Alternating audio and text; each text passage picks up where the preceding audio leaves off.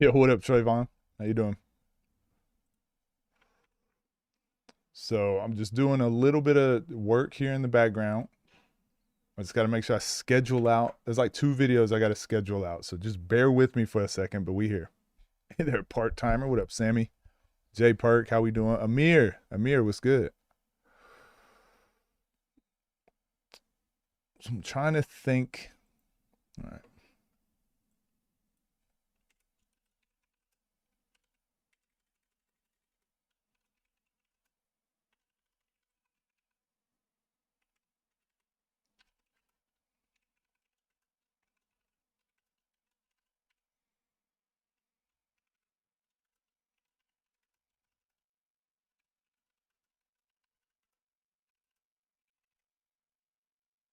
So I'm scheduling out a game for later today.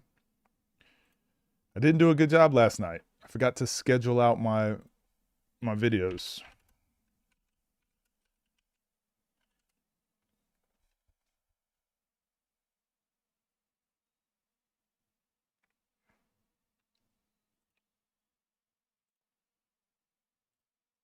But we do have a few updates. A few updates from the stuff we were talking about yesterday with the Instagram trainers.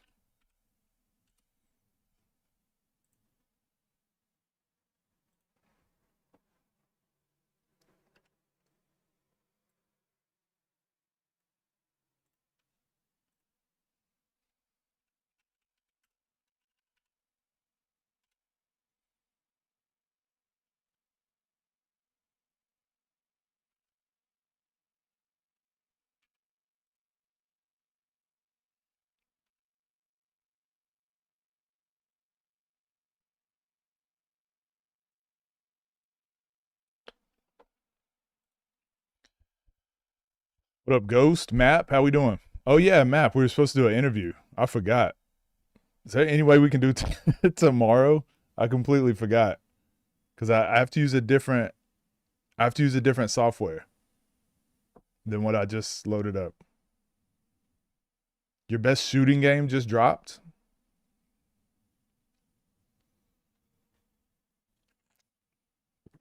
What channel? What channel was that on? Tomorrow works. All right. Tomorrow. Remind me that. Yeah, remind me tomorrow. And we'll do that. Day, what up? Nani, Marcus. Do I got Stokes or Nas? I'm going Nas because it's a it's a win-win for Tyron Stokes. What up, Dre?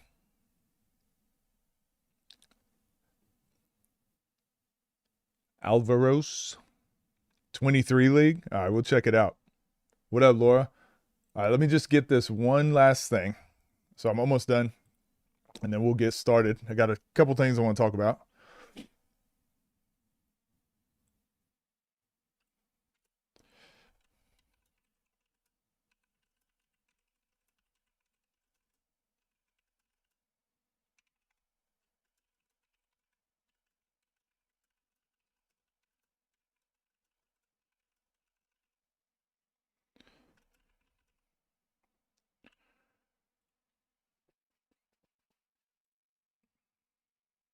Y'all are kind of getting a behind the scenes look at what it looks like when I work, but you're not getting to see any of the work I'm doing. So,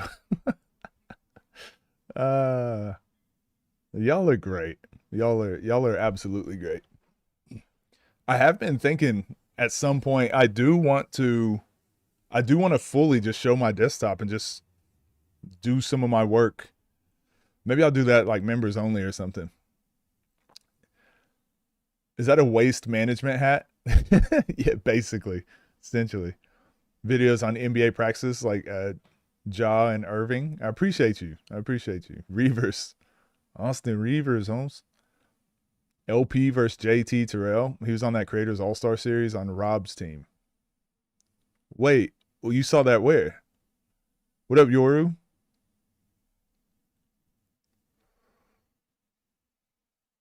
Map, text my phone. Damn.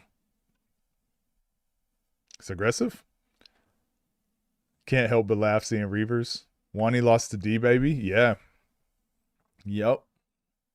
What snacks I got today? No snacks yet. I'll get some snacks later maybe.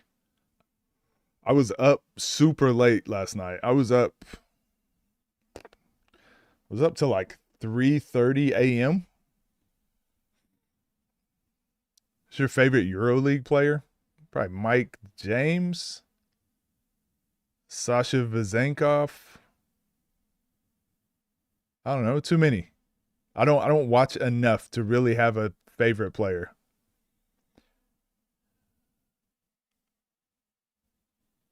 D Baby beat Dooley and Wani. So if he beats Bruce, and what does that mean? Then D Baby's on a generational run. Hey, let's actually talk about that. We'll talk about that as soon as I'm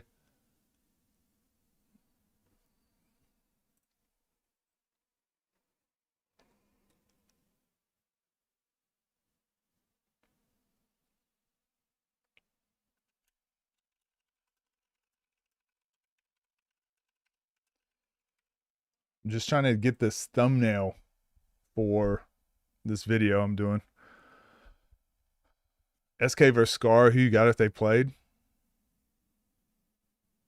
Probably SK because he's just downhill and way more physical, but talent wise, Scar. Saw it on my YouTube home, but don't know if it's true.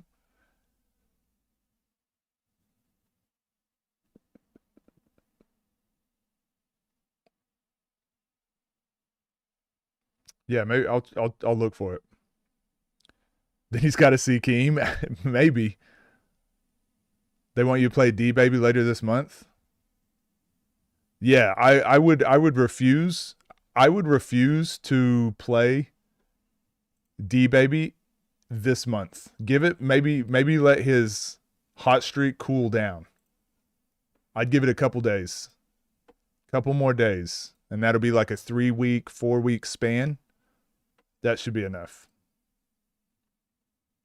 After you were supposed to play him. Mead versus D Baby. King of Texas. King of Houston. Nah, they gotta keep them both as giant killers. Can't have them play each other yet. All right, we will.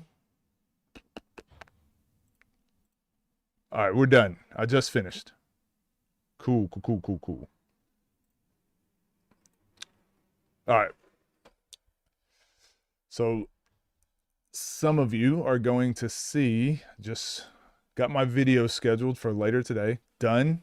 Let's move these things over here. Oh, I also got a new little toy yesterday. I'll show you guys. But let's talk about a couple of these things that we just mentioned in chat. There's this that I want to talk about today. But let's also look at, because we haven't spoken about these matchups yet. We're going to go into more depth in these matchups. Maybe Monday. Yeah, Monday we'll do a more in-depth look at these matchups. Oh, a couple updates. So I did get a little adapter for my Stream Deck, so now we can push the buttons and it's not disconnecting all the time. Okay, so that's a cool thing. Also,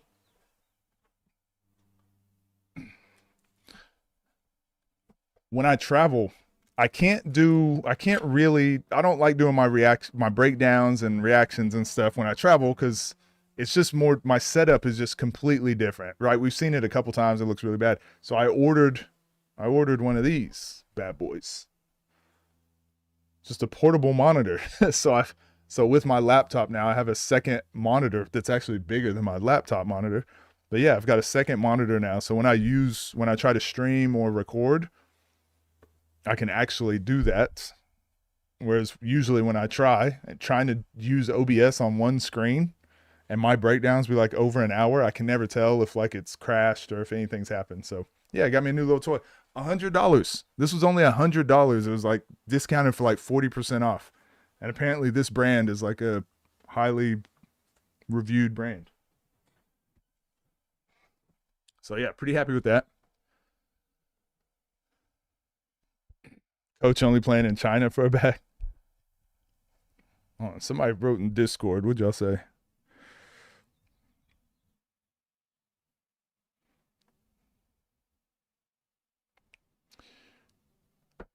Yeah, experience boost in Houston. We yapping today? We always yapping, Coach Derek. We always yapping. Pause. Wait, what'd I say? Can you talk to us about your career? I'll probably do a full. I'm probably going to do a couple videos on that, but I'm not going to get into it in a just randomly on a stream. It'll take up the whole stream. But is that in or Zopa? Yeah.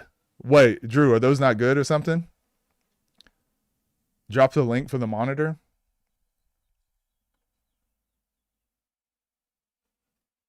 Someone else can find it. We need Jay Horn, baby.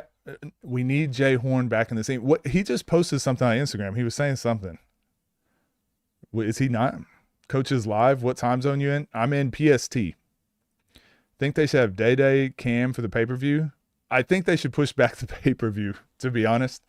I think they should push it back. I think they should postpone it because we haven't heard any matchups and it's like 10 days away.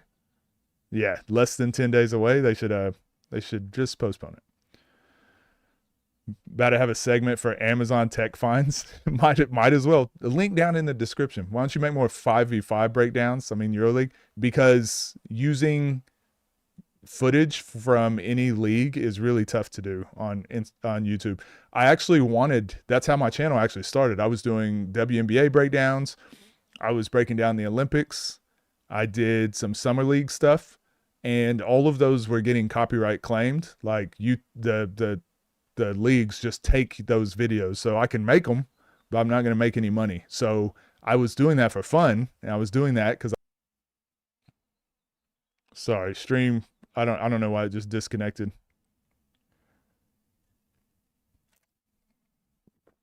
Anyways, I should be back. But yeah, it will it's just really tough to make a channel that deals a lot with copyrighted content. That's why people have been wanting me to watch the Steve Nash and Thinking Basketball video, but anytime I do Thinking Basketball, anytime I react to his stuff, it gets copyright claimed. So there's no point really watching it on stream. I love his channel. I think it's one of the best basketball channels, but I can't show the video and then in like more than 5 seconds or so of the video without it getting flagged. So it's just really tough to do content on sports and using other people's content, even if it is a breakdown. So if I fought each and every one of those videos, they would all fall under fair use. Like, so technically and legally I can do them. They're fine. But I would have to fight every single one of those. And I drop 2 videos, 3 videos a day. There's just no way I would be, it's not sustainable. You have one too? They valid? Yeah, I'm excited. I'm gonna mess around with this maybe later today or tomorrow. I'll spend time like just experimenting with different setups and stuff. I even want to use it here. I've got 2 massive ultra wide monitors. I wouldn't mind setting it up here just for like an extra screen, just because. Why not, right?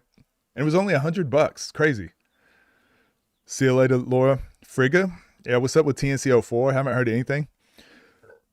I think they just announced it, planning to just figure out the matchups later, but then Ball is Life and OTD announced their pay-per-view live event things, and they happen to be around the same time, and there's using a lot of the same players. So I think it just made it tougher to get some of those matchups. I think there's a couple of injuries too, like didn't Moon sprain his ankle in China? Rob's been injured. I just feel, and again, I could be completely wrong. Maybe TNC is doing something. I have no clue. I just know it's probably best to just postpone it. I don't think fans will care. I personally won't care. I would rather, I know they said it's the May 16th, but I'm like, I'd rather just see a good event. Like if Ball is Life OTD put one out and you put yours the week before, just put it 2 weeks after or something. Just like, I think it's probably the smarter move. Can't keep up with all of them. So we'll talk about this. Float dribble out of triple threat is not a move. No. The float dribble out of triple threat is a very good move. Just depending on it, is it 1-on-1s or is it 5-on-5? For 1-on-1, that float dribble needs to take you from the top of the key to the wing. Just doing a float dribble in place like is a wasted dribble in 1v1. Now in 5v5, you got to be a little bit, it's a little bit different. You got to understand where the space is. You might not be able to go from top of the key to the wing, but that float dribble probably needs to be in space. Like you need to be able to anticipate where you're trying to set the defense up, get them to shift to so you can get to the open space. Just a little bit different.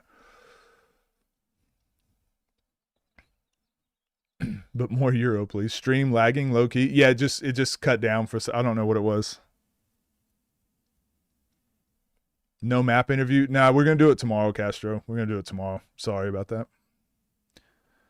That was my bad. Miscommunication on my part. How do I feel about basketball superstitions, like not wanting a hair braided when a player's wearing a certain wristband? And did you have one? I don't mind it. I like when players have a thing, have a rhythm. Again, free throw routine or so. I'm the type of player that as I got older, I tried to break rhythms. I tried to get out of habits of having a rhythm, but I did like to have some things just in case I like fell out of rhythm or I was going through a shooting slump or whatever. I could always like, okay, get back into rhythm. So for me, it was always a hang dribble to the right into a dip. Like that was just my rhythm. That's if I wanted to shoot the highest percentage shot I could shoot. And this is like in practice. This isn't like a hang dribble, like I'm trying to break someone down. This is just like comfort dribble, slightly to my right. I'm catching the ball. I feel the ball on the way up, put it into my left hand. I'm spinning it, getting the laces, get into my shot. Like for me, that was my rhythm, right? That obviously takes way too long to do in a game. So I always tried to break my rhythm. So when I shot, it was like, what's game effective? What's the most effective thing to do in the game? Like I was always trying to be game effective. But some days I would be training, some days I would be playing, and I would just be in a slump. And I'm like, man, I cannot hit a shot. So I'd go back to, I want to see if you go in. So I get back to my rhythm shots, see if you go in. Now I'm back into my other stuff, right? Once I got that rhythm. So it's different for every player. So when it comes to like superstitions of wearing certain shoes or certain socks, that sometimes it's the whole thing of look good, feel good, play good. I love when players have a thing. There's a difference of players wearing stuff to like show out and upstage their teammates. But if it's something that makes you feel cool, why not? Wear the shooting sleeve, Kyle. Go wear the shooting sleeve. You're fine. Nothing better than new stuff. I would imagine it's just way too much effort trying to claim fair use for every single video, no matter how good. Yes, that's the main issue I ran into. So when I see channels, Ball is Life, Off the Dribble, TNC, they're so easy to work with when it comes to copyright. Like, I love this space now because it's easy to work. It's easy to work with. They understand that I'm going to do right by their content. That's why I try to wait 2 days whenever they release a video, or wait a day before I watch it and then wait possibly another day before I post it. But I at least wait 24 hours. But then I'm also not posting behind the scenes stuff. I'm not like they understand I'm going to do right by their content. So I love posting more videos because I know what to expect. The work I put in is going to be what I get out. I hate spending an hour, 2 hours, 3 hours or longer making a video and then someone copyright claims it for like a really small thing that wasn't even a main part of the video. It happens with music all the time. Happens with the Olympics when I was just showing a couple examples of plays in the Olympics. And I'm like, well, FIBA's never going to respond to me. So I just wasted all that entire video trying to make a point. And then FIBA just took the whole video down for an 8-second clip. Spacing limitations in 5v5 makes sense. You should check out Nivenhart 1v1s. Oh yeah, that is another one I need to look at. I'll write that down. I'll write that down. People were asking me to write that down. But I wanted to talk about this briefly. We're going to do a deeper dive on this OTD Elite card more on Monday. We'll cover all the games that have been announced in that time. But this one, I just saw a lot of comments where people were like, not obviously the top comments. Maybe it was Discord. Yeah, that's right. I was reading the Discords, and people were like, oh, I'm not interested in seeing that game, or this game doesn't interest me. Oh, if this is the 1v1s we're getting for OTD Elite, it's a waste of time. To that, all I can say is, guys, this is exactly what we've been wanting from the 1v1 scene. This is exactly what we want, and this is exactly like how it should go. D-Baby played on Ball is Life. I'm going to be honest, he laid an egg. He did not play well on Ball is Life. He laid an egg. but he went back to his platform. He went back to TSF in Houston and played against Dooley, who was getting ready for pay-per-view, and a player that everyone respects and everyone understands his talent is really good. He's a top 20 talent, top 15 talent, and he beat Dooley very convincingly. He beat him very convincingly.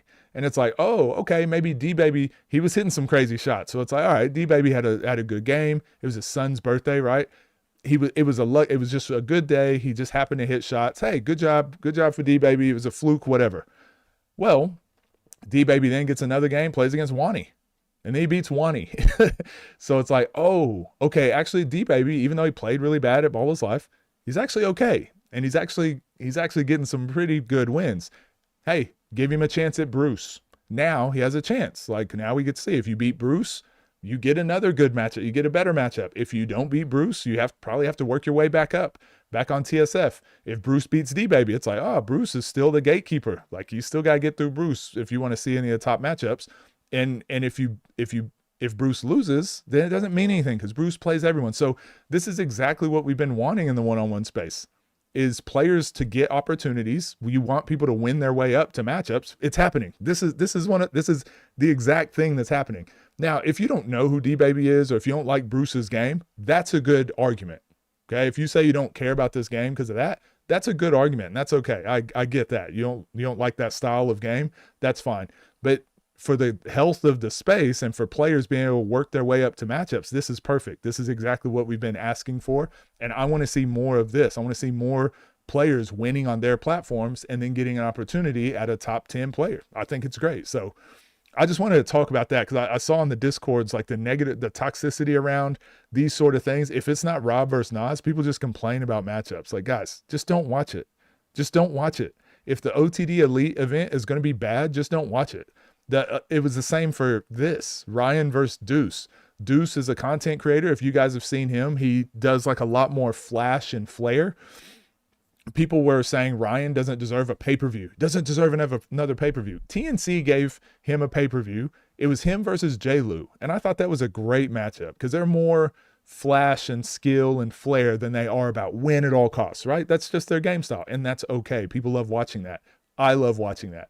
But then Ryan went against Scar, which we think Scar is that sometimes. But Scar was not on that. Scar was on a win at all costs. So he beats Ryan, and everyone's like, he should never play basketball again. He should never get a pay-per-view again. No, it's just we're like Scar just hindsight is 2020. Scar just was on a warpath and was taking it extra serious, and he ended up obliterating Ryan.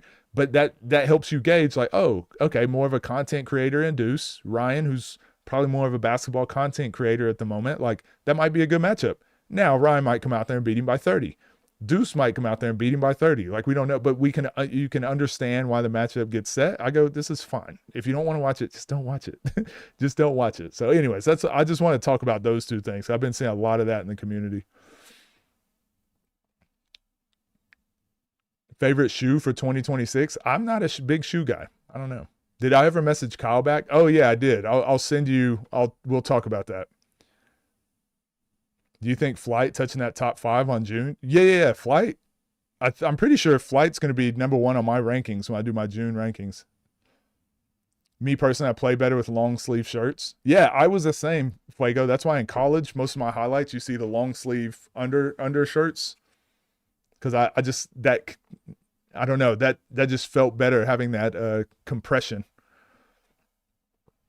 What makes D-Baby so good? I don't even understand. Man, it's Houston. It's the Houston buff. Seems so average to you in the Houston series. It's something about playing on his home platform. He don't lose. Rob played Nivenhart. Nah, D-Baby next up. He's on a run. I'm late. What up, Manny? Nah, we haven't really started yet. I got one more thing I want to talk about before we get started. Scar vs. C's video. Yeah, that was a good one. That was a good one for like smaller guards. Beat Dooley and Wani. Dooley game wasn't fair. Sun superpowers. That's what TNC did with Malik Dunbar. Yeah. Trying to beat Father Time. 2.5 hours of pickup is rough. Pay-per-view Dooley unbeatable without hacks. But I do think the hacks made him better. He played. I think Dooley wins that game against Bruce regardless. He just played way better with way more intent than he did that first game. LP versus JT Terrell. So who is that?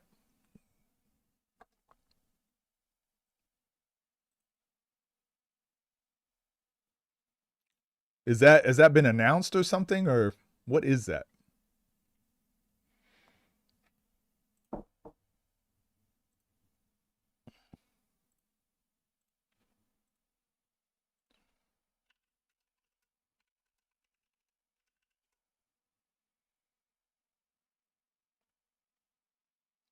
Or is that game just getting set up? Is that what it is?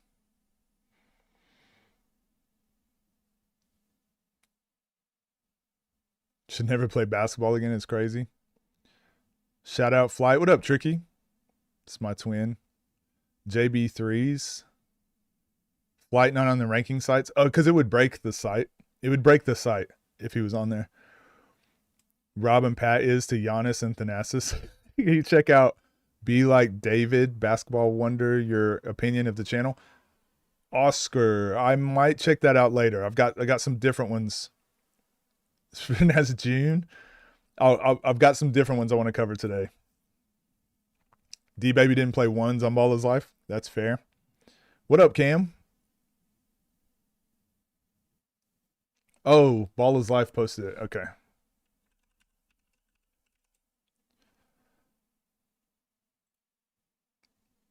Community posts are so goofy. Oh, okay. Okay. I see you guys. Okay. Damn. Okay. Map. I don't know how you're going to do it, but if you do not get me the invite to North Carolina, we fighting. What up, Trenton? Moon versus Zay. Who would you have? Zay. Dan Hurley's first big recruit at Rhode Island.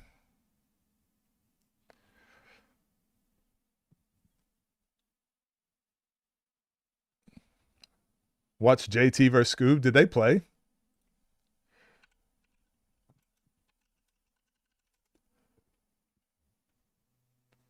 Oh, that's a different JT, not JT Terrell, right?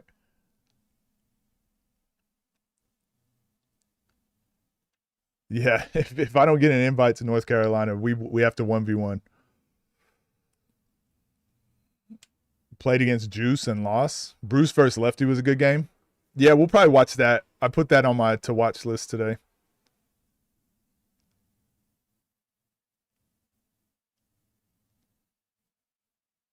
Definitely a bucket.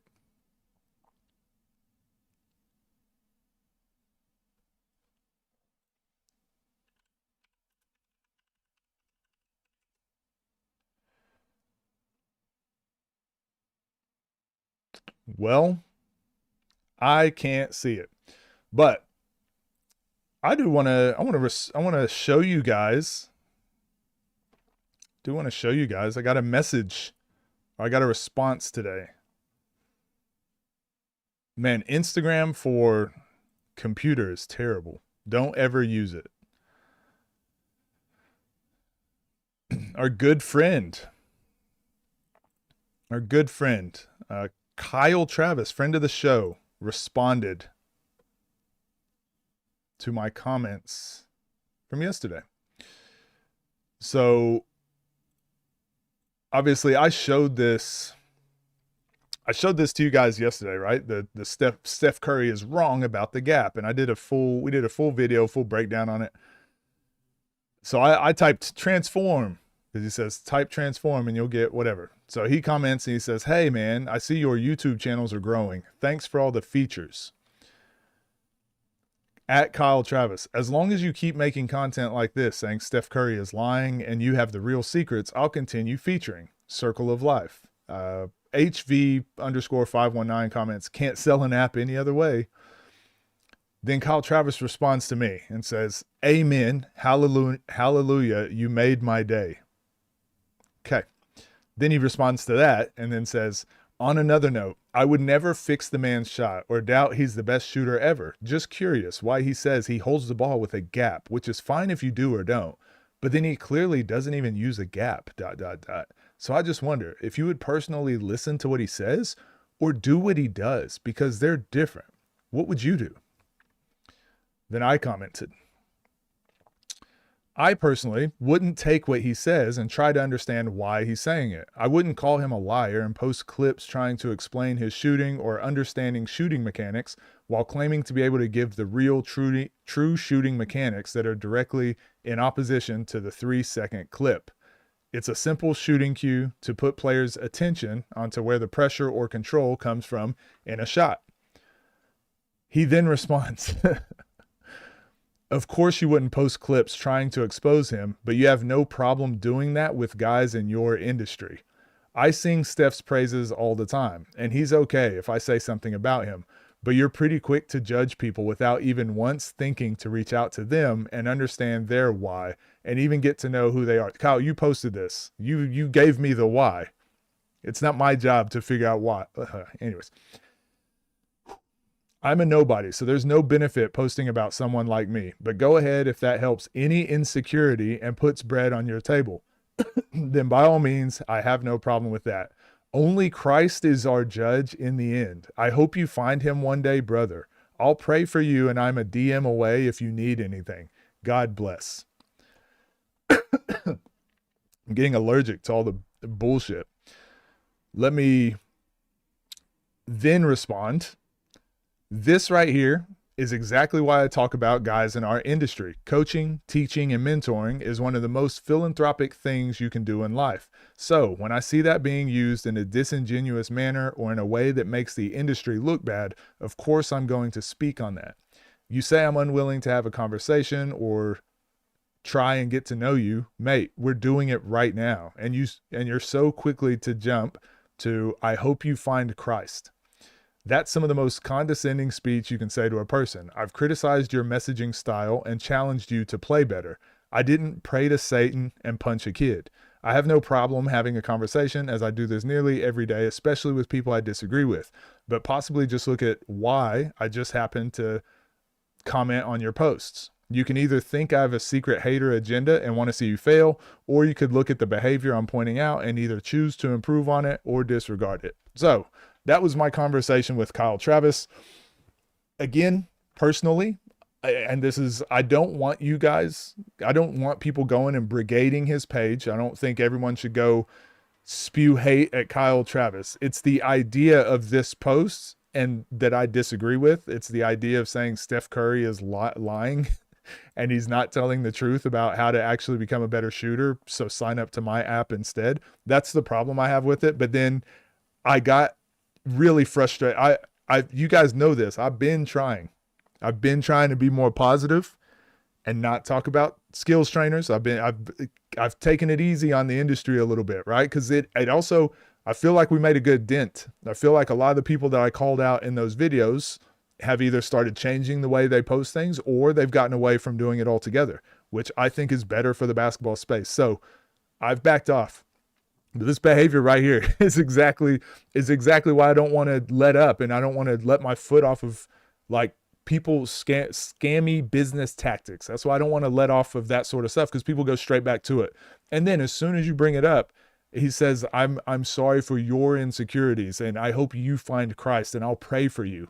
Who talks like this? Who talks like this in a conversation? Do you guys watch basketball with your friends and someone goes, man, Shai's my favorite player? And you just go, golly, I hope you find Christ, brother. I'll pray for you. Jeez, you're so insecure. You're wreathing of insecurities. No, we're having a conversation about basketball. Why, what are you doing? For me, if you want to contend with my arguments, that's fine. And again, this is, if you want to have a conversation, we're having a conversation. Look at this back and forth. We're having a conversation. I have conversations every day. I don't mind that. If you do think your shooting program is actually going to be better for kids than whatever Steph Curry is teaching, just stand by that. Just say that. Just be like, yeah, Steph Curry is teaching this and it's actually leaving out a lot of information. And I found working with players, this is actually confusing a lot of players. Okay, you solved the problem. But Steph Curry is not creating a problem. Steph Curry is actually making it, he's doing the thing that we always do, right? He's keeping it simple. So someone asked Steph Curry, how do you become a better shooter? Was it him in that, was it him in the Olympics and someone asked him in an interview? I'm trying to remember. I'm pretty sure someone asked him in an interview, how do you become a better shooter? And he was just like, shoot the ball more. Like that was one of the things he said. But then people are like, no, but do you have some pointers you can give? So he always tries to give some basic pointers, right? It's like, elbow under the ball. He's like, shoot with the little gap in your hand. Like people are wanting in a 7 to 10 second answer, how can you turn them into better shooters? Well, he gives you the basic mechanics to someone. If someone's asking you that question, they've probably never touched a basketball. So he gives like the basics. Steph Curry is not trying to sell you why you should buy his program because anyway, sorry. But I just wanted to update you guys on that. So if you guys see me going through Instagram and checking out skills trainers and kind of seeing what they do and just giving my opinion on it, this is why. Because when I let up for a little bit, when I let up for a little bit and I try to just have normal conversations, it always gets turned into me being insecure and being a hater and needing to find Christ. So that being said, we're going to look at a skills trainer today and we're going to give our feedback, and I'm going to let you guys know what I think about them. Basketball biomechanics today. Okay. So I've been seeing tons of posts for a while. And again, I just held off and I'm like, I'm a changed man. I'm not going to go look through all these posts and give my thoughts on what these skills trainers are doing. But no, Kyle Travis, you forced my hand. So here we are. We're back. So let's have a look at, I'm just going to click a random one.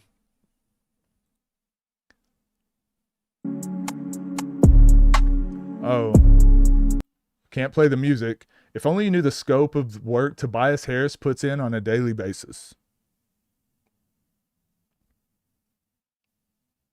There's not really any breakdown on here. There's not really a breakdown. He's just showing. Let's see. Nobody talks about. What does nobody talk about? Let's see. Nobody talks about why this works. Up, you hear that sound. Ball's being pulled up legally.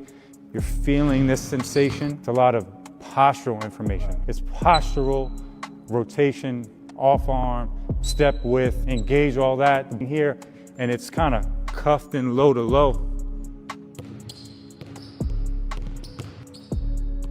So one of the problems I have, so Baby Durant, you're going to hate me for this. I'm going to attack our favorite CLA coaching style.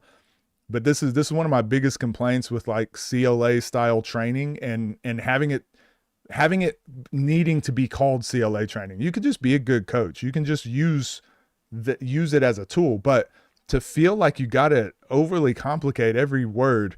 The reason this works is because of postural information, which I can understand what that means, right? I'm pretending like I'm going to run to the right. It's just, you're faking to the right and you're going left. But instead we got to say it's postural information. It's the shoulders, it's the elbows, it's the knees, it's the legs. And then the ball is being cupped in low to low. We're just saying stuff. So this is one thing I've found with basketball biomechanics.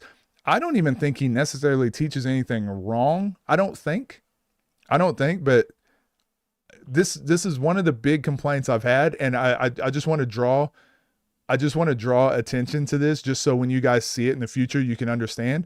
But this is the new trend I think I've been seeing a lot of with training. It's with coaching as well. It's the overcomplication of things. So again, we go back to that Steph Curry and Kyle Travis video. Steph Curry was like, just have a gap here. Like, but what Steph Curry is saying with that shooting cue, when he's saying have a gap in your hand, it's just a quick way to be like, hold on, you don't want the ball flat in your hands. You kind of want to have your fingers stretched. You want the control to be, in your fingertips or the pads of your fingers. When you release, you want to be releasing with the fingers, not pushing with the palm.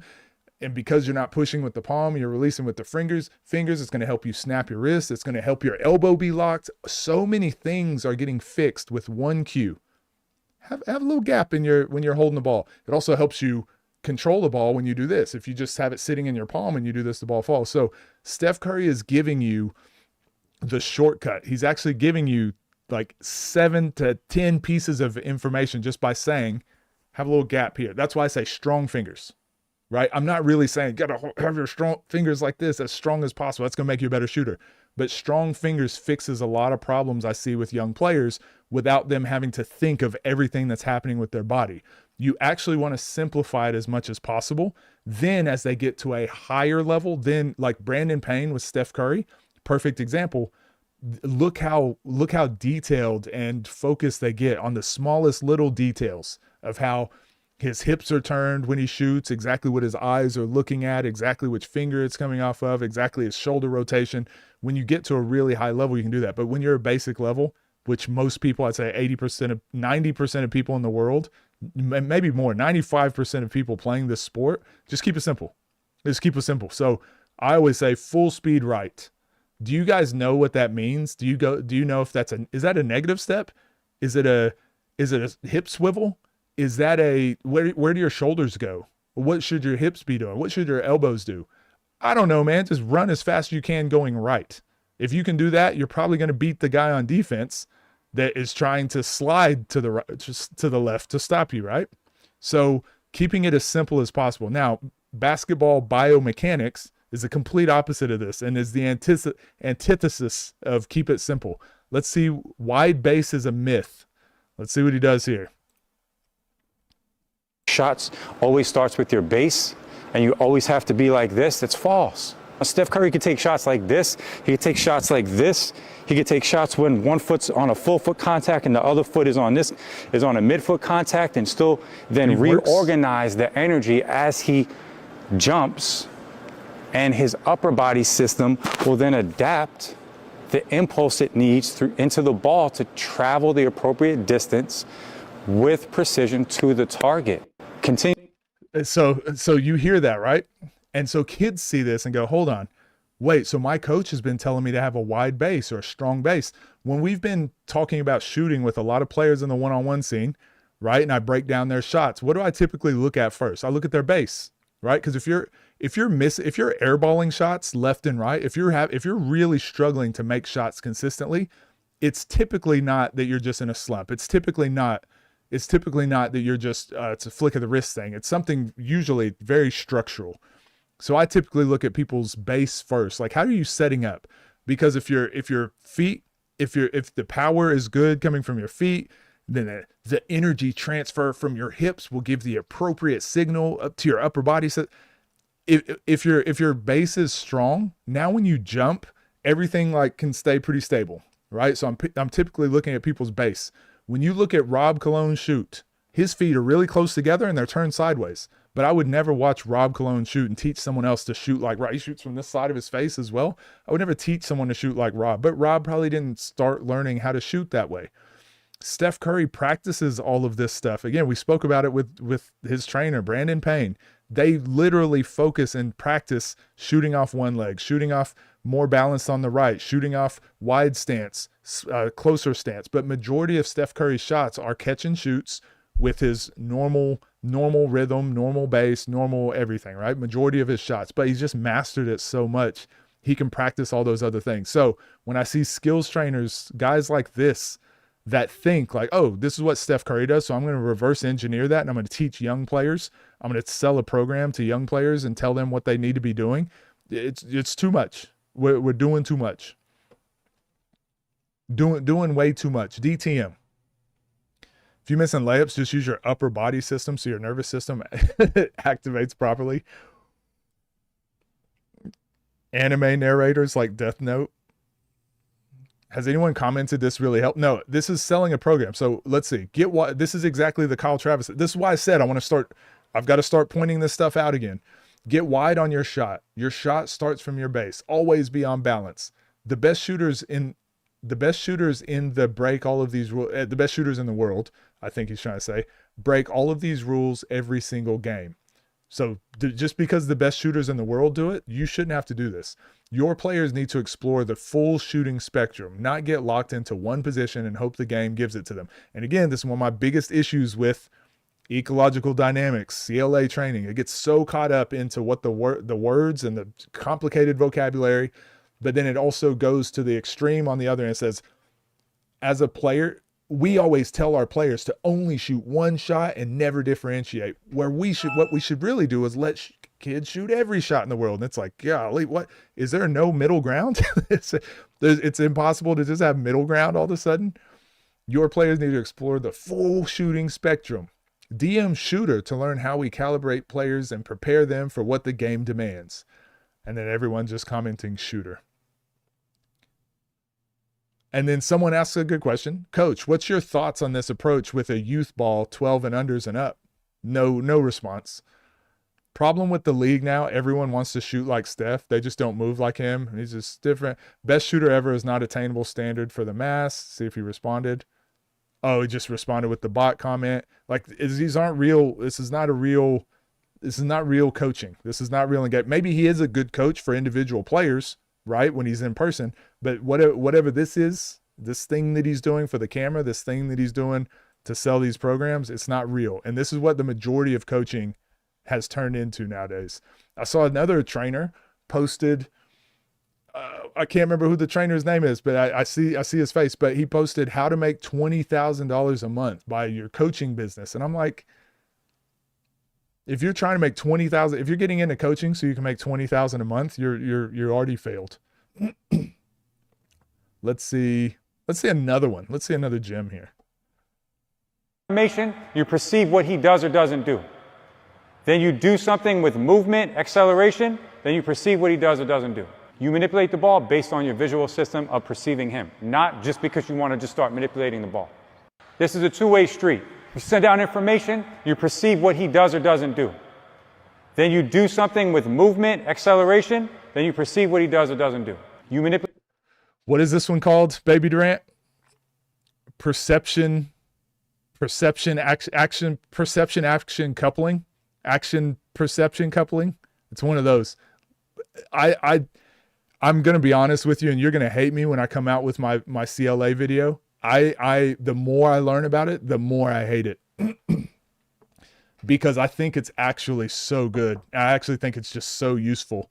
But I want to say this. When I think about the CLA approach, when I think about ecological dynamics, the problem with my perceived problem with CLA and coaches like this, trainers like this, you don't actually need to know how something works at the fundamental base level to be able to apply it, right? So I always say full speed right, full speed left. That's good enough to get you to do the thing. Now, by doing the thing more and more, you'll get better. Now we can break that down more and more, and we'll always get closer to fully understanding. But at some point, there's diminishing returns. For me to like get a microscope and look at, okay, what exact point that your foot impacts the ground is the most optimal, because when we're getting to that level, it's just diminishing returns. It's better to spend time on something else. Go lift weights. Go get in better shape. We'll spend that time somewhere. I can't be bothered doing that stuff. These guys want to get the microscope out and want to look at the exact points. They spend 80% of their time doing stuff that's going to get very diminishing returns. So the problem with it, and I had this issue with Michael Lancaster when I was talking to him, and he goes, more language is always going to be better. More descriptors is always going to be better.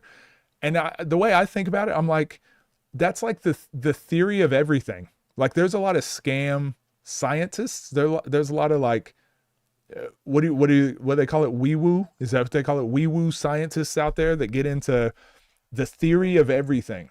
I've solved everything. I've solved Einstein's equation. I've solved the theory of thermodynamics. Or like they've solved the theory of everything. The problem is, like, Albert Einstein's equation doesn't tell us exactly how the universe works. Like, we know gravity works. I know if I pick my phone up and I drop it, I know it's going to fall. I know how gravity works well enough to live and to not jump out a window, because I know what'll happen. I can jump, and I know about how high I'll jump and where I'll land. Pseudo intellectuals. Thank you. I know how gravity works well enough to do what I need to do. Now, if I was going to build a spacecraft, I would need to know a lot more detail in how gravity works and how propulsion and mass and acceleration, all that stuff. I would need to know more, but you would still not know exactly how it works because we haven't solved for the ultra big in the universe or the ultra small. So like really tiny particles. But around here, we kind of know how it works. The problem is people will come in and say, I figured out exactly how everything works. The Terrence Howards, people like that. I figured out how everything works and it's a tesseract and I've built this. And it's like, hold on, just chill, just relax. We don't even need to know. We don't function in that. We're just playing basketball. We're just throwing a ball into a hoop. We don't need to know all that extra science. That's what these guys remind me of. They're telling you they have the theory of everything. CLA oftentimes is like, it's not good enough to be a tool. If you say this to any ecological dynamics coach or any CLA coach, not any coach, hold on, let me rephrase that. If you say this to any CLA preacher, any ecological dynamics preacher, if you say this to them, oh yeah, I use CLA as a tool. They'll go, it's not a tool, it's a full framework. It's a framework. It's an entire theory and framework of how you move. And it's like, hold on, no, don't do this. Don't do this. You're doing the thing. So it's like me saying, I know how gravity works. Whenever I drop my phone, my phone's going to fall. No, that's not how it works. Actually, what's really happening is in a vacuum, the phone is going to fall the same as a feather. So you don't actually, and it's like, hold on. I'm not talking about in a vacuum. I don't need to know exactly how it all works, but it works good enough. And I can explain that to a kid. Hey, don't jump out of that window because you're going to break your legs, right?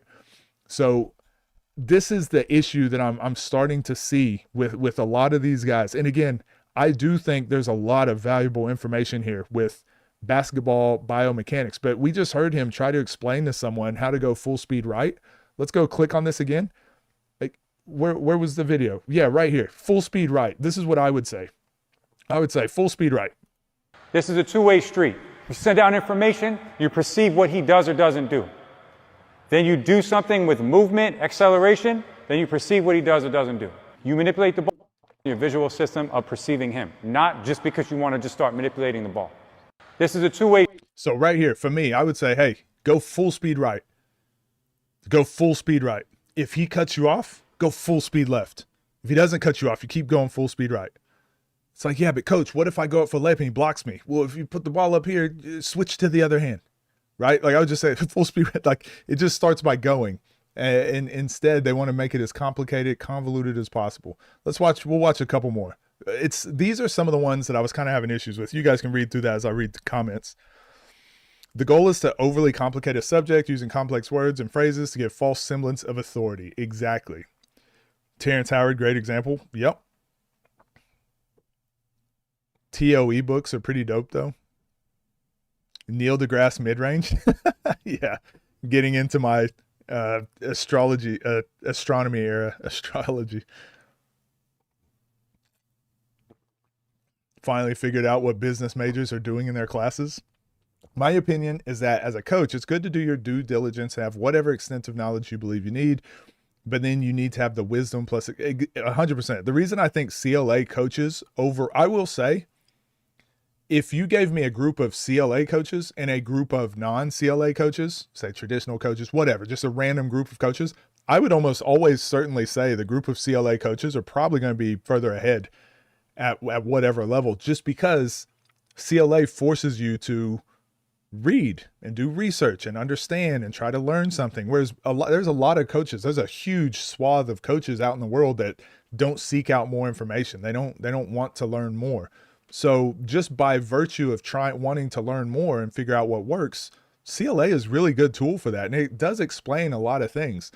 It tries to explain everything though. And that's the problem. And I will say another big pet peeve I have is science. It's science-based learning. It's science-backed research. It's research-based, evidence-based. Well, yeah, of course it's evidence-based, but is the evidence good? Oh, it's not good evidence? Then why are we saying evidence-based? It could be bad evidence, could be good evidence. Right now, it's just as evidence-based as any other style of learning or teaching. It is better than people that don't use any research or any evidence. Yes, it's obviously better than that, but for the most part, it's the same as any other style of coaching that has any any evidence or research done on it as well. Vision is the most important system in basketball. Nobody is stressing it. Nobody is testing it. Tell that to Trey Duval. Central vision, peripheral vision. If your visual system is not being stressed and tested, your skills will never fully transfer to the game. Okay. I like to think I'm a very intelligent person. I think I'm a semi-intelligent person. I think I'm semi-intelligent. I think I'm okay. I think I can read. I know what words mean. I kind of can understand. Like, I know how to learn. I know how to learn new skills. I read a little bit. I think I'm semi-intelligent, but I feel like the dumbest individual in the world when I try to understand some of these concepts and some of this. Vision is the most important system in basketball. Okay, let's think about that. Is it more important than being able to walk? Is it more important than being able to breathe? Is it more important than being able to stand, to not pass out? Is it more important? There's so many other systems. It's not simply not true. I'm reading your first thing, but it lulls you into this sense of like, vision is the most important system in basketball. Oh, okay. I see where you're going with this. Nobody is stressing it. Wait, no one's talking about this? Nobody is testing it. Okay, so this guy's on to something. Like, it just lulls you into this like false sense of like getting into the rest of the page. You have central vision. You have peripheral vision. Why is no one talking about this? Because it's not that important. It's not as important as some other things, man.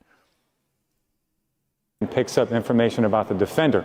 I can now look at the defender with my central vision, and obviously I know other things are on the court peripherally. But now once I start to do something, my peripheral vision takes over. Central vision is the what information. Peripheral vision is where.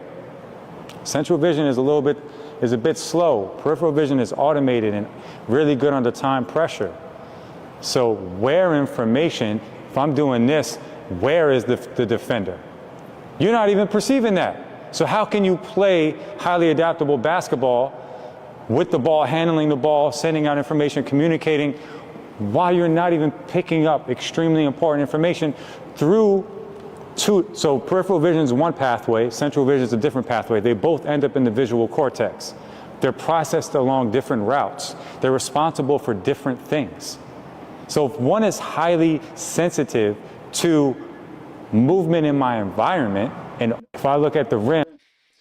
So again, when I hear this, I try to understand why. Okay, why is he saying what he's saying? Oh, because you need to look at the player you're guarding or that's guarding you. You need to see the help side and the space and all of that.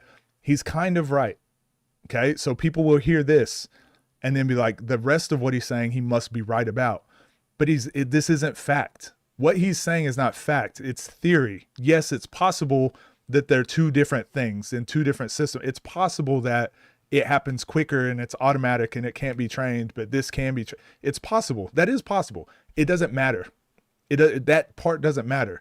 But I can train a kid. I can train a player and say, okay, if you can go full speed right, full speed left, you can get around your player. Now, if you're playing against a really good player, you might have to go full speed right and then left, or fake full speed left and then right. You might have to change up what you're doing. And then that player can understand it. And then I go, okay, now that we know how to deal with this player, you're going to have to deal with something else. Okay, but we'll deal with that when we get there. So once you get there, you got your overhand pickup, your underhand pickup, your spin move, your Euro step, whatever. So we can practice all those things individually. Your body will do the stuff. I don't have to tell the kid to breathe. I don't have to tell the kid to your perception, your proprietary perception, proprioception, all these fancy words. I don't have to say that. The human body self-organizes. The human body is going to do these things. So when people start getting to that granular level, I just check out. Now, again, I've been trying to be kind. I've been trying to not talk about these things. I don't like negatively talking about people because I also think there's value in this. I don't think the value is for players to be watching this to learn to get better, though. So once it starts being sold as a program, that's when I start having an issue with it. That's when I start having a problem with it. You should be able to sell programs. You should be able to sell and believe in what you're teaching and coaching. You should do that. When you start going online and saying everyone else is wrong, and then you start loading this language, and then this is the way to teach, and this is what we do, I do start to feel a type of way. So I don't know what role I play in all of this, but to me, this stuff is very frustrating. And I just hate the amount of players, coaches, people I work with where I have to undo a lot of this. I just have to undo so much of this. And then I was on a coaching call just the other day, and a player said to me, a player was like, hey, I just want to get feedback. Like, I feel like I'm doing the right thing, but I'm not sure. Like, I want to be working on this, but I'm just unsure. He kept saying he was unsure. And he showed me his workout. He showed me the types of issues he's having problems with. He told me what he thinks his solutions are to those issues. And then I felt bad on the coaching call because I'm like, no, you're doing a great job, man. Like, it sounds like you understand it. You get it. But the reason he needed to have a conversation with me is because he's like, I feel like everything I see out there is like telling me I'm wrong or steering me in the wrong way. Also, Dominique Hyde, thank you for becoming a member. I just saw that. But that I felt bad on the call because I'm like, man, most of my coaching interactions is this. It's just reassuring people, reassuring kids, like, it's okay. Keep failing. You're okay. Keep shooting. You'll be fine. Yeah, you'll get better. Oh, you can't shoot from deep? Yeah, it's because you don't shoot enough. Shoot more. Your body will get stronger. You'll get in better shape. Just keep shooting. You'll be fine. Once you get to a more elite level, okay, let's start breaking some things down. Let's start watching some game film. Why are you not having it? We can get into that stuff later, but this is majority. This is just really chafing my behind. I'm sorry. I've been complaining 2 days straight now about this sort of stuff, but old coach mid-range is back. So thank you, Kyle Travis. Thank you, Basketball Biomechanics. Look what you've done. What are y'all's thoughts? A whole lot of nothing. If there's a player there and he's saying his speech in between reps and drills, just be quiet and let's get to the next rep. 100%. We'll talk about that stuff later. Give me $1. He needs a let's get you back inside, Grandpa. These guys are the inverse of the 80-20 rule. 100%. This has little to do with vision than it has to do with interpretation. Central, peripheral visions don't do anything. You need to know that what that picture means, and your brain does that. You know, that's a very interesting point too. I went into a deep dive years ago about that sort of stuff, but the way that your brain, you're actually only seeing so much, there's only so much information we're actually seeing, and our brain is filling in and imagining a lot of those gaps. That's actually what happens. I never knew that. And I thought that was really cool. Our brains we're still figuring out how the human brain works and all that sort of stuff. So when these guys come out and they're like, this is exactly the thing and how to do nah, man, some pretty crazy stuff going on up in here. Every function in his body manually at this point. Yeah, today's Insta Skills Trainer segment is a goodie. Yeah, we're probably going to do this every day. He is right, but he makes it too complex and it can be told much simpler. So does that make him right? Because there is beauty in the simplicity. If you have to say something so simple in a lot of words, I don't think that makes you right. That means you just accidentally ended up at the right point at some point in all the words you were saying. Rose, a cult leader in the making. His cult is going to be so lit. He's teaching basketball to scientists, ain't it? Finna explain breathing to me so I can finally do it on my own. Need some O'Keefe's. Aristotle of basketball, he could have made the NBA, but he forsook it to dissect the nature of basketball. Coach complainer. What up, Geo Chris? That's me. That's what everyone knows me for, and I hate it. Full speed middle, that full speed left and right for the mark. It's for the bad people. Bill Nye, the mid-range guy. Can we watch 2 a.m. in Florida? Maybe tomorrow. Find God, coach. Players are unsure of their hard work because of this. This is the whole reason I started a YouTube channel. Can you do a D4G basketball? He seems to have a lot of good info and gets tomorrow. So we're done with this segment for today. We'll get into more of it tomorrow. Optical illusions work. Your brain is just filling in info. He is kind of trying to form a cult. That's what a lot of this is. Again, that Baby Durant, that's why I'm a little weary of Alex Sarama. I think so much stuff that he's done is good. But then there's just every single time I'm like, oh man, I'm really starting to come around on this. And then it's like, okay, he's doing the thing. So I'm like, I'm 1 foot in, 1 foot out with Alex Sarama still. I'm waiting for the moment where I can just finally breathe easy and be like, okay, everything's under control. What's his point? Who knows? Manu Ginobili. Real wisdom is taking a difficult, complicated subject and explaining it so a kid can understand it. And that's something. So, one thing I've learned, and that people ask me all the time, Coach, why are you so good at like articulating? Why are you so good at articulating your thoughts? Or why are you so good at explaining things? And honestly, it's coaching. Coaching kids is one of those, but coaching kids in another country changed the way I communicate a lot. So I've always been okay with explaining stuff. I always thought I was like I had a decent mind for like teaching and coaching. I just saw the game like that, very granular. And in my head, there's all these calculations and all this stuff happening all the time. But then I feel like to communicate that to someone, I would always say something, imagine this. So I felt like I was always pretty good at that. But then when I went to Australia for my first year in Australia, and even though it's still English, there's certain words that are just different. And I started realizing the best way to communicate with people is to speak to them in their language, right? So instead, I remember saying to kids like, all right, free throws. And a lot of the kids are like, what are free throws? And I'm like, free throws. And they're like, foul, you mean foul shots? And just little simple things like that. Get to the basket, get to the cup. And get to the rim, get to the cup. And they would say basket. They would say everything they used around, they would call it basket.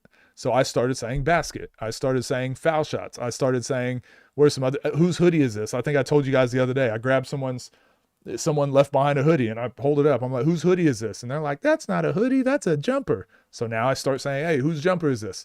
So I got really good at, hold on, I need to be careful, use my words wisely. Because when I say, like, going to a restaurant in Australia and asking for ketchup, and they know, obviously they know what you mean, but they always make a little quip. Oh, ketchup, you must be American. And it's like, you mean tomato sauce? Tomato sauce, as they say. So if I actually want tomato sauce, I just say tomato sauce. I don't want someone to always comment every time I say ketchup. And they're like, no, don't you mean? I'm like, no, I just want some freaking tomato sauce. So instead of getting that little interaction, how do I shortcut that? I'm gonna just say tomato sauce. All right, I'm not gonna say ketchup just to be, just to be pedant, just to be hard-headed, right? So garbage can was another one. Instead of garbage bin, they say the bins instead of trash can. So you just start changing your language so that people can understand you better.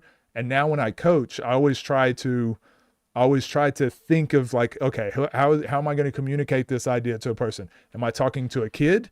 I'm not going to get into all this. This kid is going to start salivating at the mouth and his eyes are going to go into the back of his head. He's going to go comatose. He has no idea what you're talking about. So I just say full speed right. Run as fast as you can going right. And then kids will be like, oh, I didn't know I could run that fast. Little things like that. Anyways, we talking about trainers. We are Swift. You got a good video for me? Send it through. Discord me. What up, Cheese? Feynman technique. The difference for me with Alex is that he does seem like a genuinely nice guy by all accounts. Everyone reports back that he's the type that... No, I agree with you there. I agree that he's nice, but I still think there's a... How do I call this? Because I don't want to... Someone being nice to me is just like a backhand, not a backhanded compliment. It's just like it doesn't really mean anything to me. Nice because you don't want to hurt something is like, all right, well, most people don't want to. But the issue I have with him is like exactly what I was saying about sometimes you need to change your language to get to other people. His thing is all about everyone has to, I'm right and everything I'm doing is this. And I'm like, but what would you say is the biggest character, if the biggest character draw to Alex Sarama, what would he say? His biggest thing is developing players, right? But as I've said, his journey, he's never stayed around a place long enough to have to deal with the ramifications of failing or succeeding. He's very young and he's always bounced around after 1 or 2 years to somewhere. So how can you claim to be someone who develops players, develops people, develops systems, and it's like you've never stuck around long enough to have to deal with like what happens on the other side of that if you're successful or if you fail.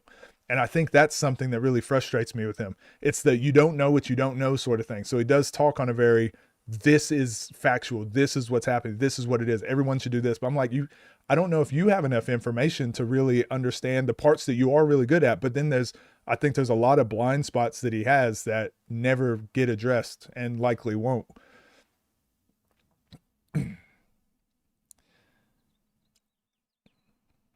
Foul shots, that's got to be a felony charge. Consulting, if you make a client more confused than they were originally, you're getting put on a performance improvement plan. 100%. Some people ask me if we speak English in New Zealand. New Zealand? Fish and chips. What up, Levi? Austin Reavers, tomato sauce. Map, come on, man. Let me live. Australia just saying anything. Tomato sauce is nuts. I coached in Tanzania for 3 years. It was an eye-opening experience, to say the least. Definitely made me a better coach, though. 100%. Being able to relate to different cultures. Coaching, to me, is as simple as you're a teacher. You're just a teacher. You're just a mentor. We always put this extra label, because I'm a basketball coach. I'm a cool sports X's and O's guy. I'm like, man, at the end of the day, you're just a teacher. You're a mentor. That's all you are. Relax. Basically, code switch, 100%. Enough to where they understand. This is what created Austin Reavers. Who will win NBA? I think Thunder are the best team. If not them, possibly Spurs. Got to ask him for a little Nigerian slang. The worst part is, Map don't even know any Nigerian. I would actually say his biggest draw or best trait is adaptability. Okay.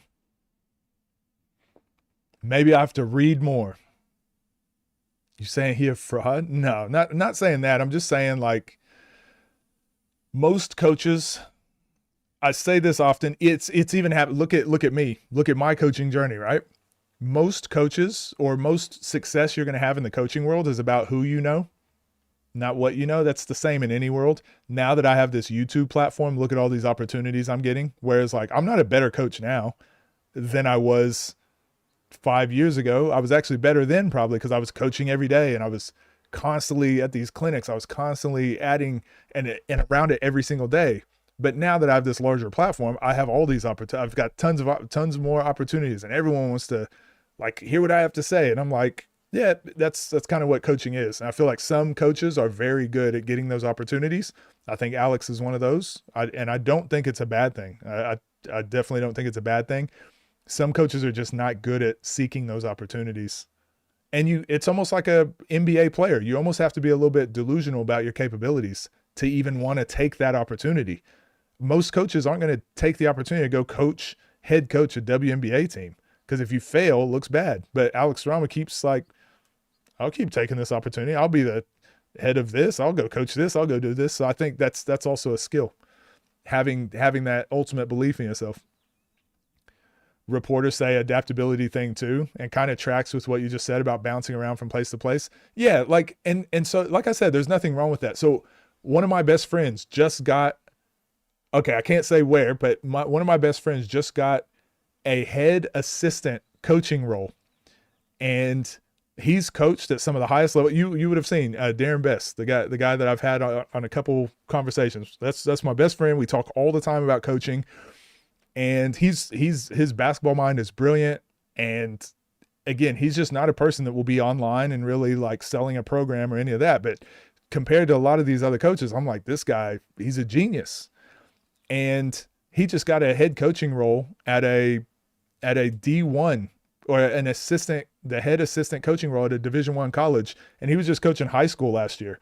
But what he's done in his career is he keeps going to better opportunity. So he keeps bouncing around to these better opportunities. And that's what's also made him a really good coach, because he keeps taking better opportunities all the time.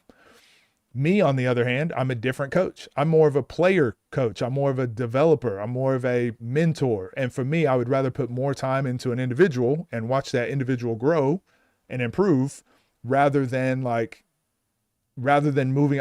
That's why I've never really wanted to be a head coach of somewhere. I don't really want to bounce around and do all these coaching things. I like just improving, helping people improve where I can, and not being tied to whether they make the NBA or don't make the NBA. D4G basketball, like I said, we'll probably do that tomorrow. See you, Laura. Me, Dominican. Can we watch some more Sarama?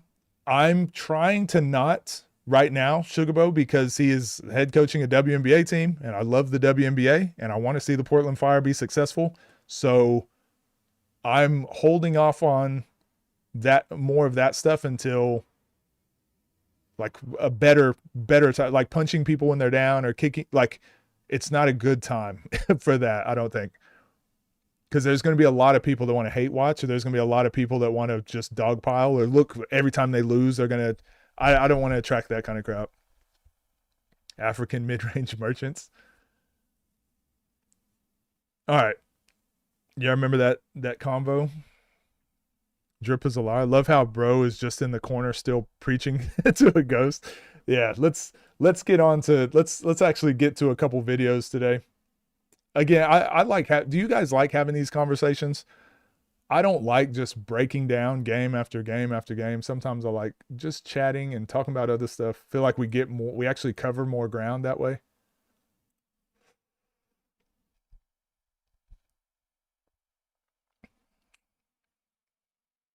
So we want to watch. I finally made it. What up, DC? Don't let him lie. What up, Callie? It's your favorite part of the stream. It's good to mix it up. These are the best combos to me. I think so too. And I actually think when I edit these, eventually I'm going to get an editor. They just cost $1 billion. But I would love to have an editor where that can just be its own segment right there. Go edit out all this stuff. Go do it. So I'll have to do it myself. But then we can get the little breakdowns and other stuff and get lots of more content out there. Shamar, thank you for the $5. Day 69 requesting Nas and Moon versus Scar and Nesco. All right, hold on. So we'll do that. We'll do that because you sent through the $5, and today is a day where I only have one game on my list. All the other videos are just like whatever happens, happens. Nas, Moon, Scar, Nesco. Let's check it out.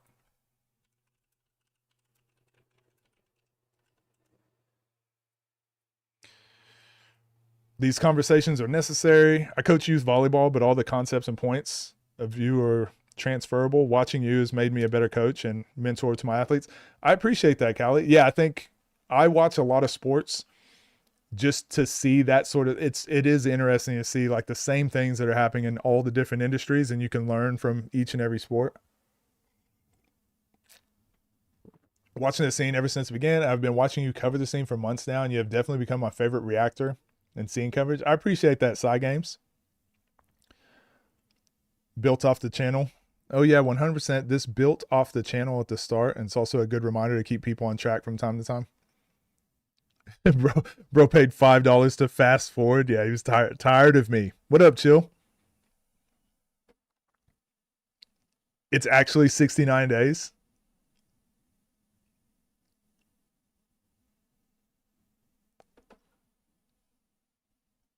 Wait, did I not see this game? Is this from, hold on.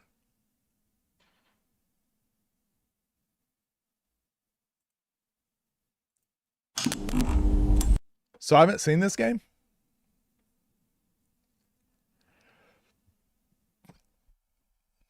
Maybe I was trying to, because it had the little red bar on it. So maybe I had clicked on it, getting prepared to watch it on a stream or something, and then we never got to it.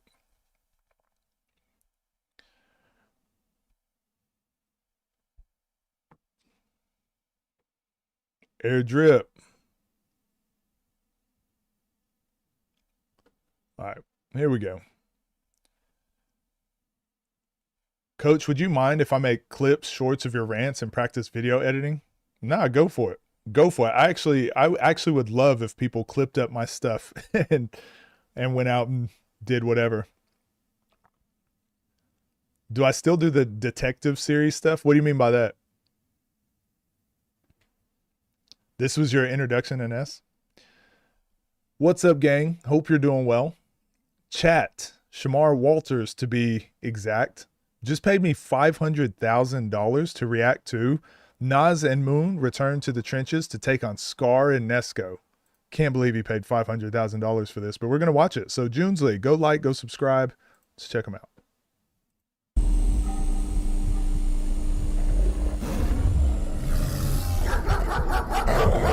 Oh yeah, Airdrip, you could be my editor. If you actually want to do that, I'll pay you. We could work out a deal.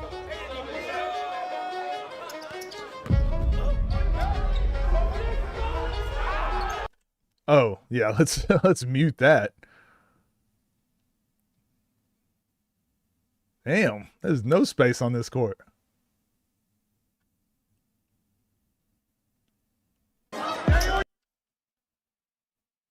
Oh, okay. Yeah, I don't think I've seen this. Oh, the little skits? Not yet, but I am working on a video currently. So I just do those videos when I can. This is obviously like the main channel now. Damn, this is a 2-on-2. This is a 2-on-2, and look at the crowd. Like there's no space. Rob would not like it in here. Can't shoot from half court.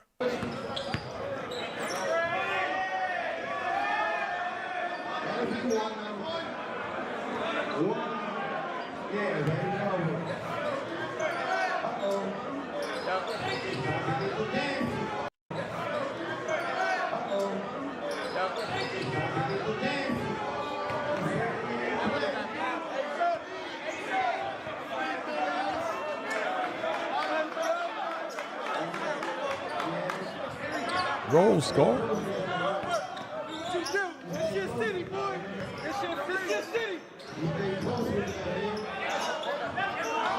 Damn, Nesco just dealing with the physicality. Again, Moon's got two hands on him. So he spins off to create that separation, and now he wins the arm battle. Swipes his hand away. Moon does a great job getting his chest and hips back in the way, and then makes a play on the ball. And then Nesco, I think he probably maybe traveled, maybe not. 4-0 though.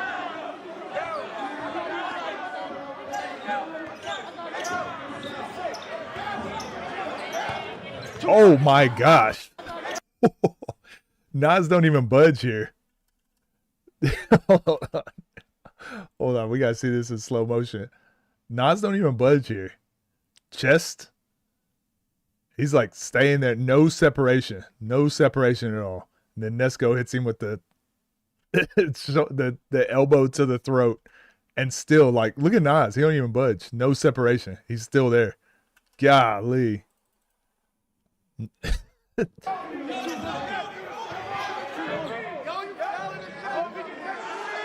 Oh, he's still, yeah, just figure it out, I guess, huh? 6-0. Yeah, absolute tank. I mean, Nas just put his hand down for a split second.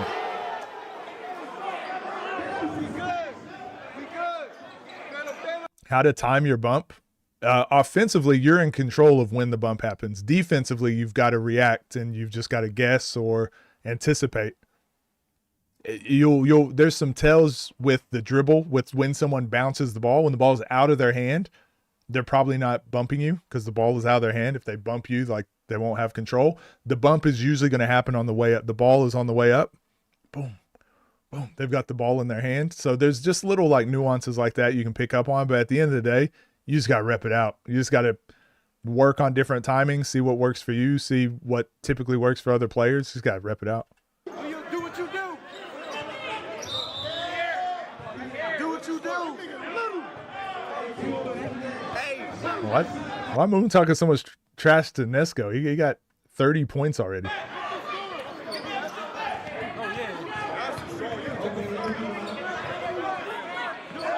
Scar was like 13 here.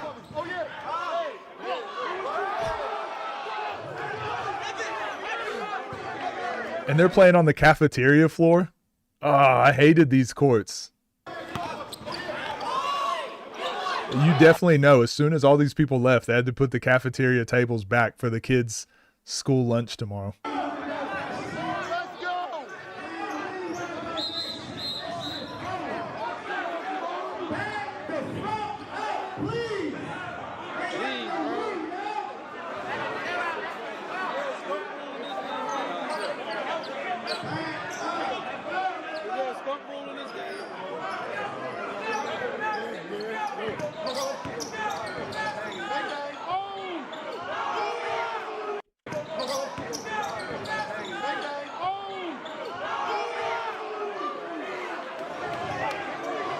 9-0. Oh my God.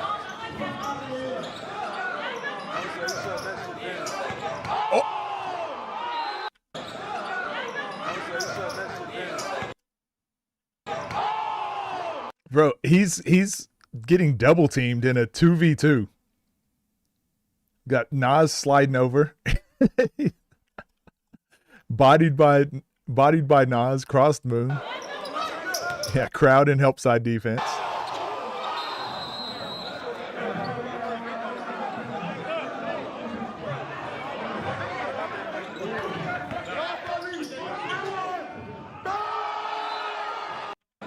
Imagine this was intentional.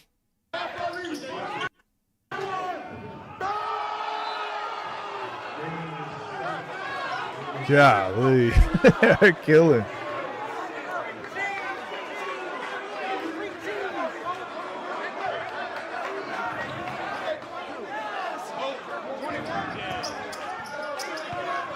Yo, 21 double. You scared? Pull that shit out. Oh, get off of it. Don't touch it. Don't touch it. Don't touch it, nigga. Oh no, they're not calling out of bounds on Nesco. Not in June's league. Nas is so look how Moon is guarding Nesco, and Nas is also in help side. They're like, he is not scoring this bucket. He is not going to score again. He throws it, and Nas is like, all right, I got to close out now because I was in full help mode against Nesco.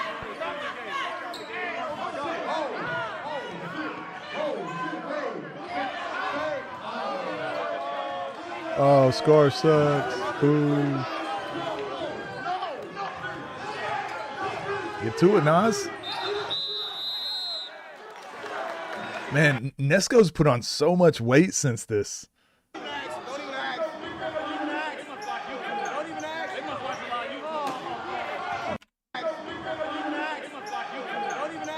was a weird way to defend that.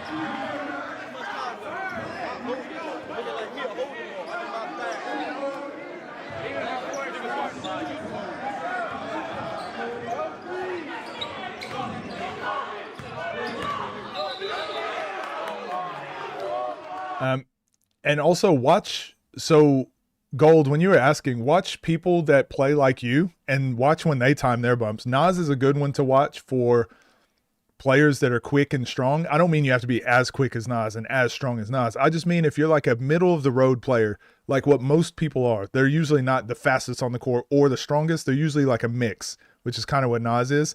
Nas does a really good job of moving people and then bumping them. And it's what I advocate for, right? Like getting moving. So now that Scar is moving, Nas is trying to bump him. Right? Now he resets, moving, bump. But Scar's just done a good job of like being able to take that hit with an athletic base. Like he didn't get moved off his line. So he's able to play that bump a little bit better. But and also Scar is just a really good defender. But essentially you want to move people. While they're moving, they're easy to bump. But if he's just standing still and you try to bump him, like y'all are not going, neither one of y'all are going anywhere.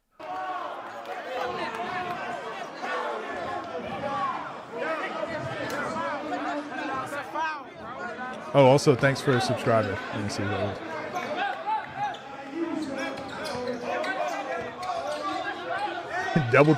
is. There's no space. There's just no space at all. This is crazy. I love it. Man.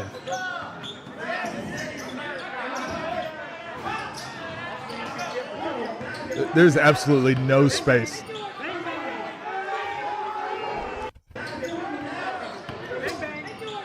Nesco loves it too, apparently.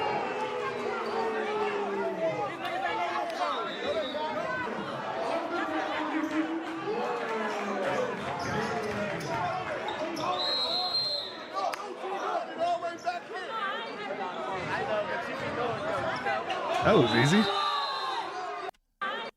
Remember how I always talk about try to get your shoulders past their hips? This is what Scar does here. So see how he tries to just get his shoulder past Nas's hips? Yes, he grabs. In a game, they're probably going to call this. But if you don't use your hands like that, I talk about this a lot, you don't have to grab, but you can just like run.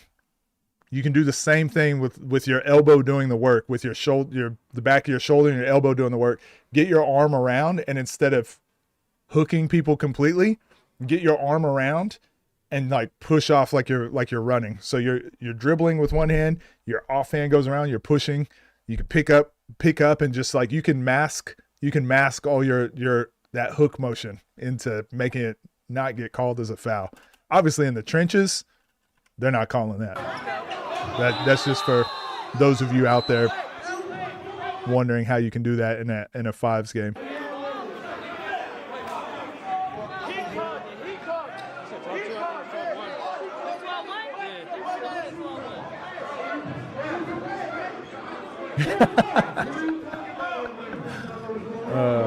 The leopard do-rag with the zebra striped shirt and the leopard do-rag. Oh, something about it. It's just really, it's really commendable. Oh my God. Oh. Hey, Star, you got your game up, boy. Moon is not shooting well. I figured Moon would get an upgrade in the trenches too, but not this game.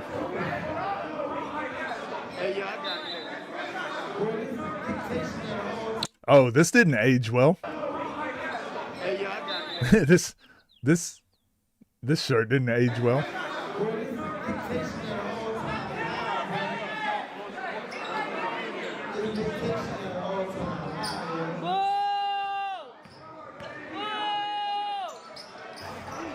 Booing Nas. Nas been the villain forever.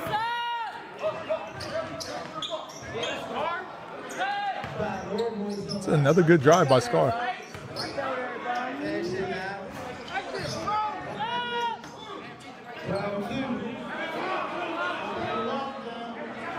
Yeah, this is a CLA style game, isn't it?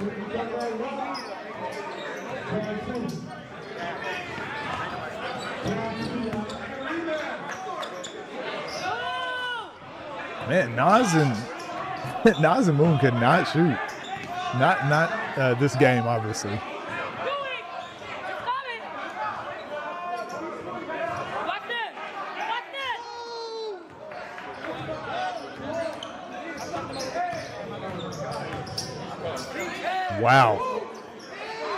Wow.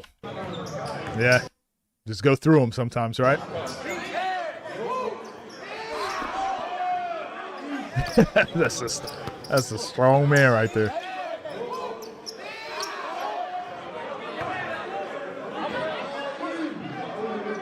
Does Nas look smaller now or?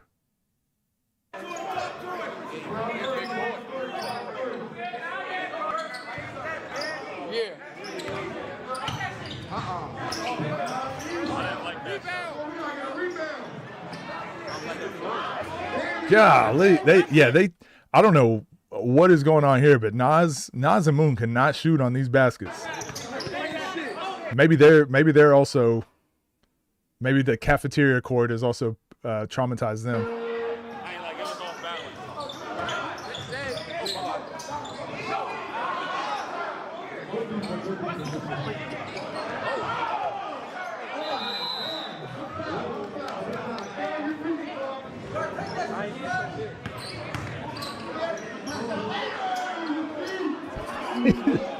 Nas so good, man.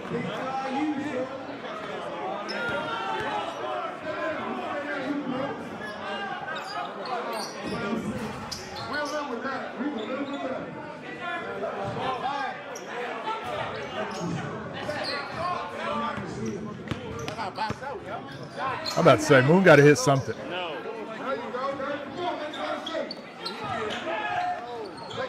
Moon just need this game to go for another 45 minutes, and then he'll finally heat up.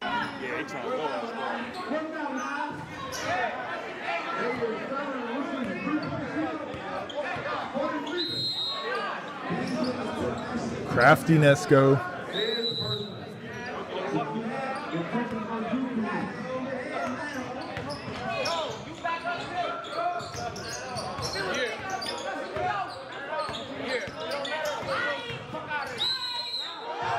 Ooh. What an interesting way to finish that. Wow.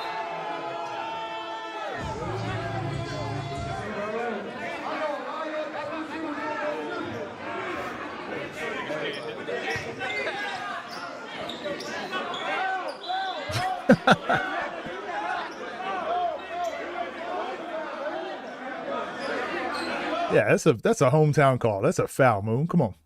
Can't touch Nesco. Not on June's League. Come on.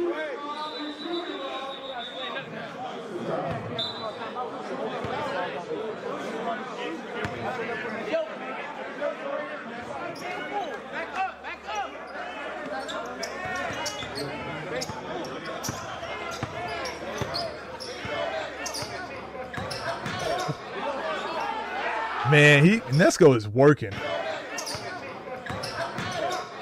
Again, gets his hands free. Like this is a blessing in these types of environments. Again, when I played street ball, one of the biggest things, he hooks his arms, but Moon has got two hands on him. All right, you guys always talk about hacking and whatever, but these players are good enough to deal with it. Like, yes, Moon is technically grabbing him with two hands, but then Nesco spins off that. Now he's winning the arm battle. But right here, getting your hands free in street ball was it was a gift. If you can get your hands free, this feels like a layup. Because otherwise, they typically have the hand on you the whole time and hit your elbow, just make it too difficult. So if you can get your hands free, like, it feels like a layup.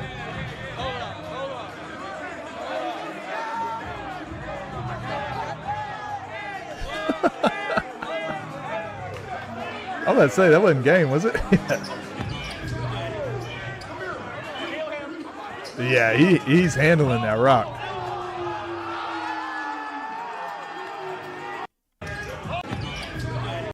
Nesco is handling that rock. There's like nowhere to go. Damn, he is handling the rock.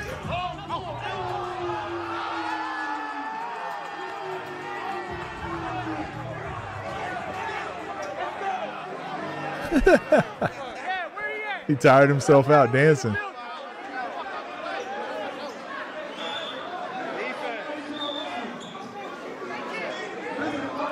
Another hometown call.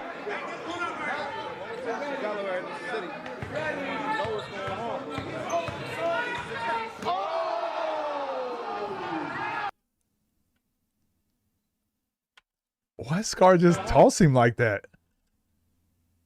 That was a real judo move here. What? I don't think I've ever seen that. I don't think I've ever seen that. He literally just grabbed his leg and threw him.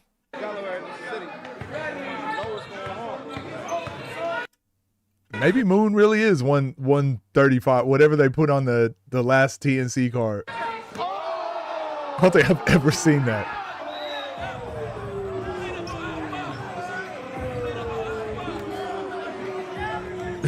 He just grabbed his leg and threw him.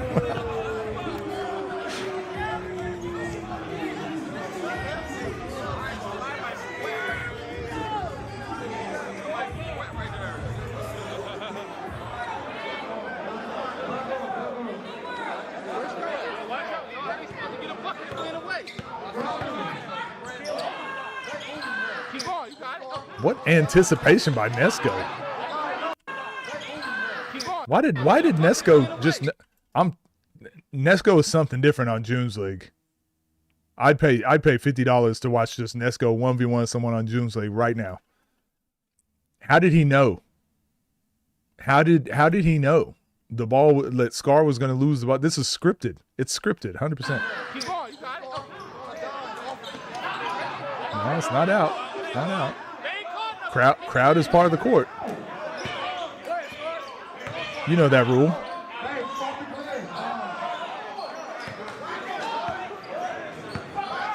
That's it, sweet. Stay on your feet. Stay on your feet. I mean, y'all could give him advice all you want. Nas just posted him up from the 3-point line. There's not much you can do.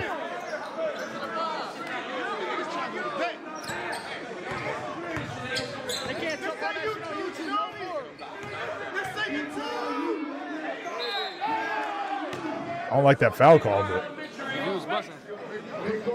now I was going to tire out doing this, though.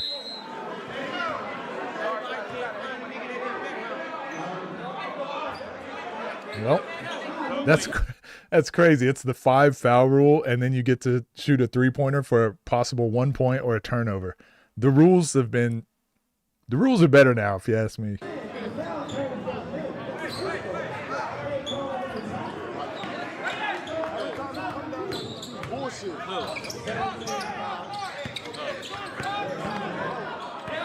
Scar handling the rock too.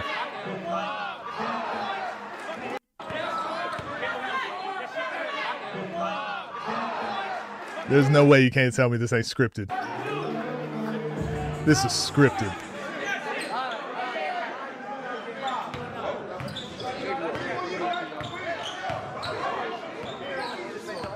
We got Moon.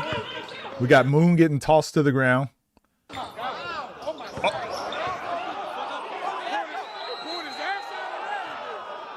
This is scripted, 1,000%. This whole game is. I don't care what anyone says.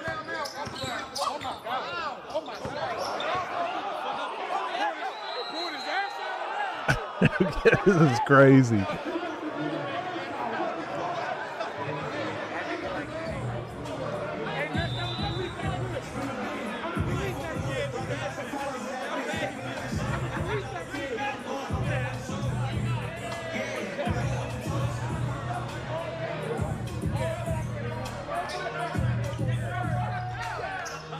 Come on, Moon. Fight. Oh my gosh.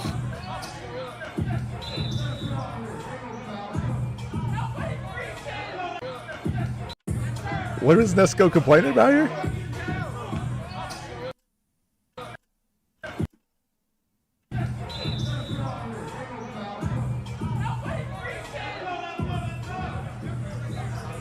What is Nesco complaining about there?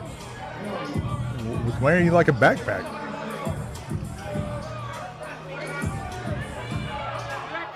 Oh, scripted, 100%. Scripted. Rips Nas.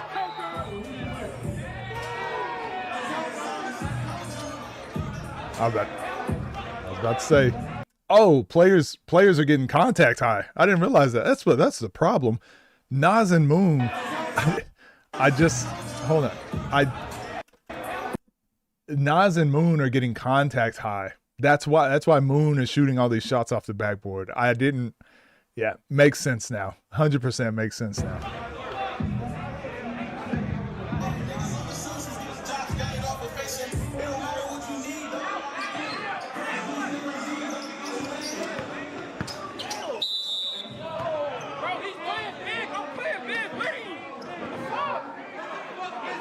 It's a little vulgar. When he bumped me, you're not calling it. We're trying to get the game on. Just go ahead and let him score. Just let him score. And then get the ball and score then. That's all.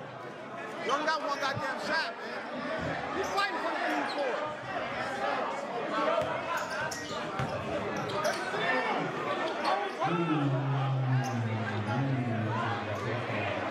I mean, Moon is really the underwhelming one here. Nas is actually oh my gosh.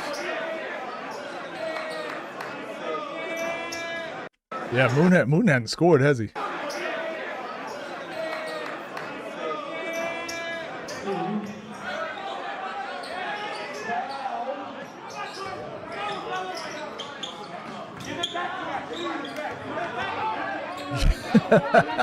This is crazy.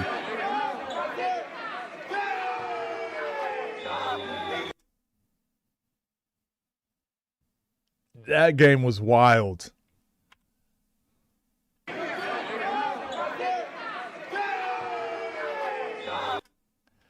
Yeah, that game was wild. Nesco just full sumo wrestled Nas out of the entire picture. And then this game was crazy. Nas also probably didn't want to fight at June's League at Nesco's crowd.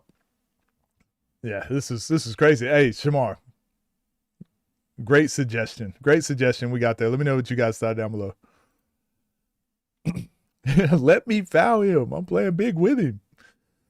Trench work. Spacing is ridiculous. Coach, next you should look up internet beefs get handled for money. It's a Nas game. I want to watch the TNC game, actually. I want to watch the TNC game we haven't seen yet.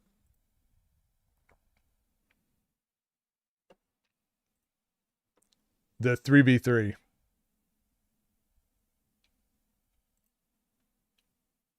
Welcome back. Welcome back. Welcome back. Is that Mace?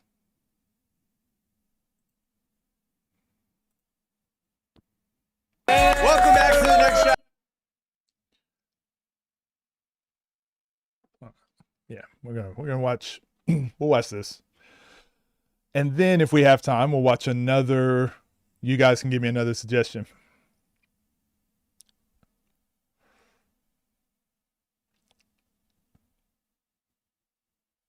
Jeans League.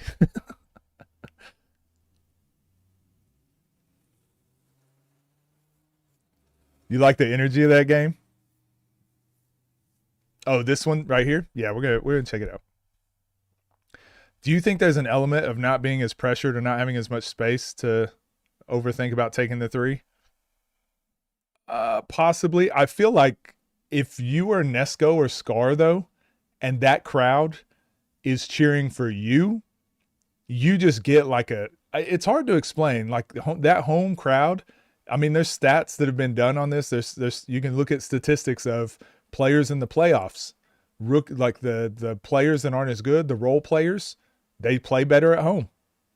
You play better at home with a home crowd. So now you just amplify that by 1,000 because they're right in your ear, and there might be a fight breaks out, but if the fight breaks out, they're all on your side. You feel a lot more comfortable. Meanwhile, being the guys that are on the other end of that, like that's tough. That's a tough environment to play in. So I just think that probably more so has more of an impact.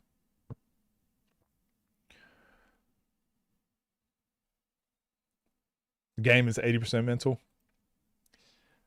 What's up, gang? Hope you're doing well. We finally got to it today. TNC 3v3 that just happened, their rivalry is hitting a toxic boiling point. Rob and Fombi go to war in this 3v3. Go like, go subscribe. TNC, check them out. After 8-8 on the record right now, Moon going well actually just Team Black, Team White. Who you got going out there for your team? Shit, me, Sifo, Fambi, Day, Dre. We got a 3-on-3 going to 50 by the way. Who you got? Me, Cam, Malik, Simba, and Baldy. Bet. Hey, it's 8-8 right now. So you got 5 players so you can sub.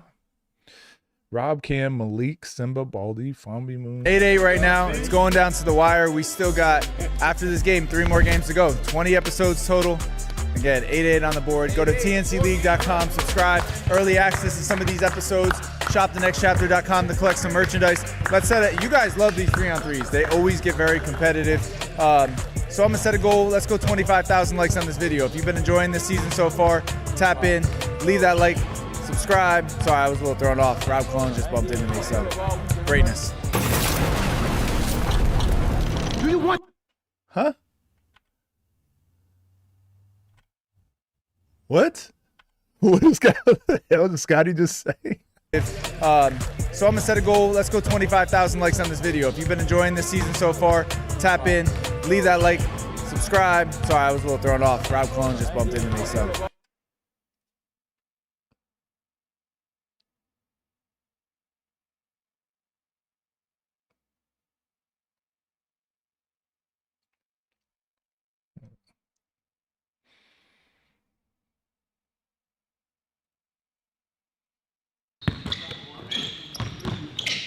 Welcome back to the episode of the Next Chapter. We have a 3v3 going on. As you guys can see, we got Malik Dunbar, Rob Cologne, and Simba out there on the floor. Simba has pulled up to the season. We have C4, Moon, and Fambi starting for Team Moon. It's going to be a special one, Millie. This is actually a good one. Yeah.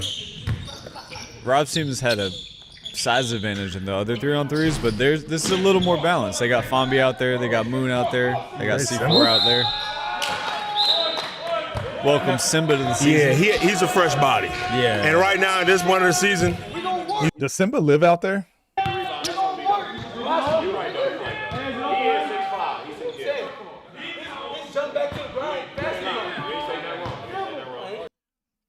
Do you think that's what Moon just felt when Rob drove against Moon? Do you think Moon was like, oh, sorry, guys. Sorry I didn't get that rebound against Simba. Moon bumped it, or Rob bumped against me. You know, greatness.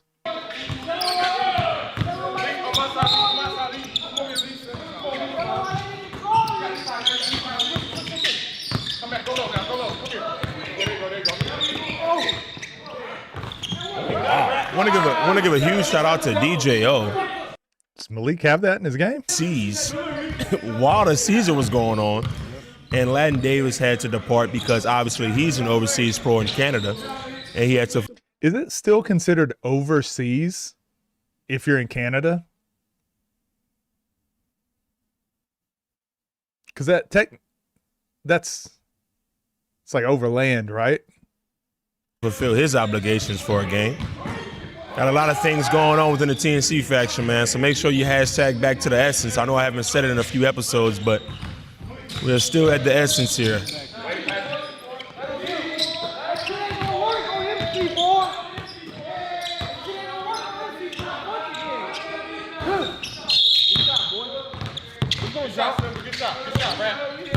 I like to kind of play through Malik here when they get on offense. Obviously you have Rob, so you can do that always, but I like Malik in threes. Over Lakes, yeah. Right to the post. Mid post is just nasty work. Malik might have found him something. He might have found him something this season. If he can get to his left shoulder. So he's just got to find ways to get over his left shoulder and fade. Like, he's been hitting those. So now he's got to be able to find ways to get to that spot with 4 dribbles from triple threat. Can he do it? Mid post. Yeah, they travel every time at the top of the key. That's why I hate when they start calling it. Yeah, Rob. You look comfortable doing that, Rob. Over trees. Got a switch screen. Rob frees up for 3. Got it. Oh my. Got a switch screen. Rob frees up for 3. Got it. Oh my Lord. Great offense. Just one little action, confusion on defense. 10-0 lead. Little stack action going on here. Another pin down, Rob.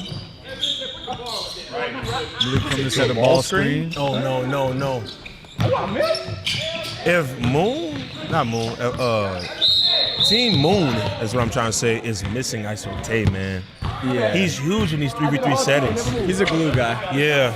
Last 3-on-3, it really was just ISO Fambi, and he took a lot of shots. Yeah. It's hard to get 50 points that way, though. Mike down. Shoot it. Mike down. Malik board, he eats in threes. Yeah, 12-0. We got a sub. Dre and Day are in with C4. It's a smaller team. You got to go to Malik here. You good? Keep your head from me. Hey, yep. We got to get a rhythm. Hey, y'all got to play together. Got a screen there from C4. He's rolling. Dede is taking a shot, and he makes the shot and gets Team Moon on the board, 12-3. Dede is so quick to just get out there and shoot a 3. He loves it.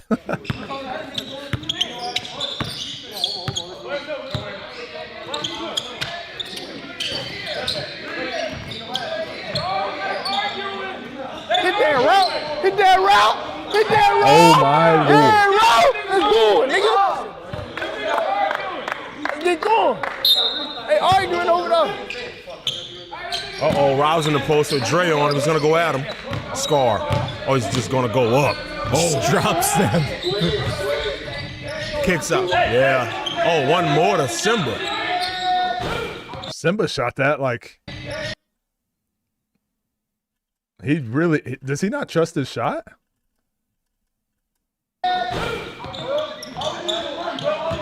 I might be overanalyzing that. Don't just pretend I didn't say anything. Come on. Let us, Selma. Get deep, Selma. Get deep, Selma. Get deep. Yeah, grown man ball.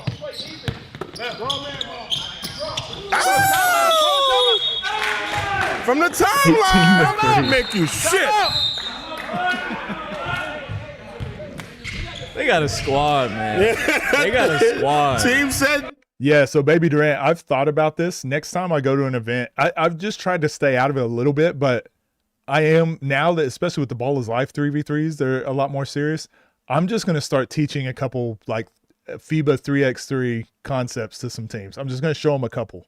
Just be like, hey, you should start every play at least with one of these actions. Yo. Black team, bro. Let's lock in, bro. Come on. TNC, you can dribble. OTD, you have to pass it in. Well, from what we watched, OTD doesn't, they just make it up as they go. Or was it the TNC one? Which one were we watching where it was just, it was Ball is Life. Yeah, they just make it up as they go. Another thing, but hey, move. I know. I just hate the fact that niggas get down so bad on their team so bad. Let's play defense. Come on, let's do it. Hey, yo, treat that energy. Come on, rap. Come on, rap. Yeah, horns, flare, those horn sets, if you watch FIBA 3x3, like guarding you, that's, so in a real 5-on-5 game, pick and roll, you start your defense based off of your defensive foundations are how do you defend the pick and roll and how do you rotate like to eliminate closeouts. So how do you defend the pick and roll? How do you eliminate closeouts? It's those two things are pretty much what are your help principles basically. Help principles, pick and roll. In FIBA 3x3, it's how do you guard the horn set? How do you guard the off-ball splits? So those are like the first things you look at, and it's this is where a lot of teams would feast if they could learn just some of those simple actions and force defense to have to play. It would allow them to get into their one-on-one bag a lot more, actually. I got you. Yeah, come on, rap.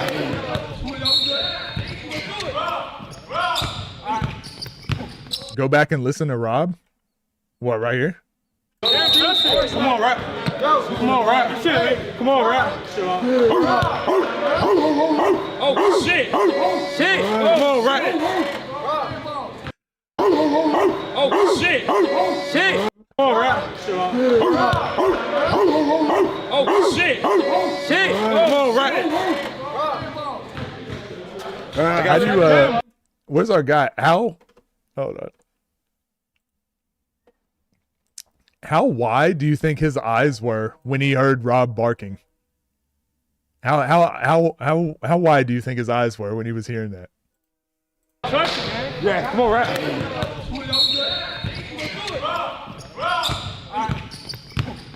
Oh, snatch work. Robot work.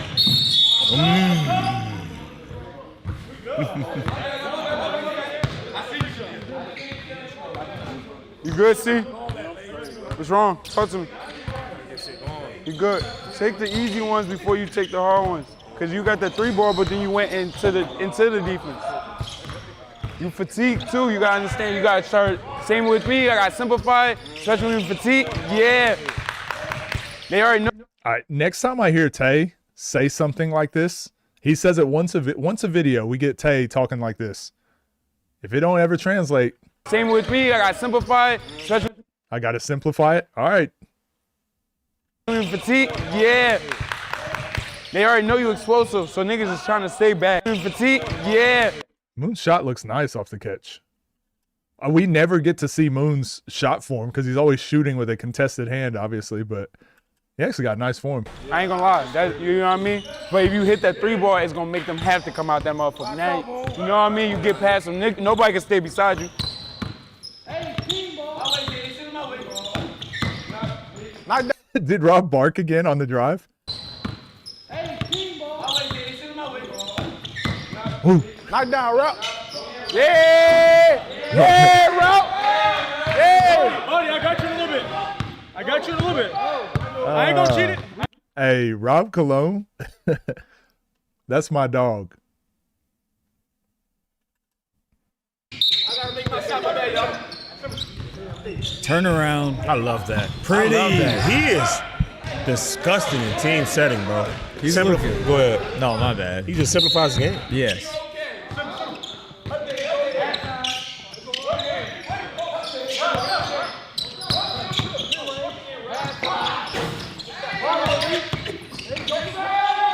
Yes! That's it!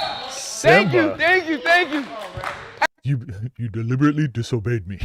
Hey! Simba, come Let's on. do it, let's do it. Come on, come Can't on. airball a layup. I'm here with you, Farm. I'm here with you, Jay. Kyle Guy playing in FIBA 3-on-3 tomorrow. Is he actually? That'd be a fun watch. Come on, it's a game of runs. It's a long game.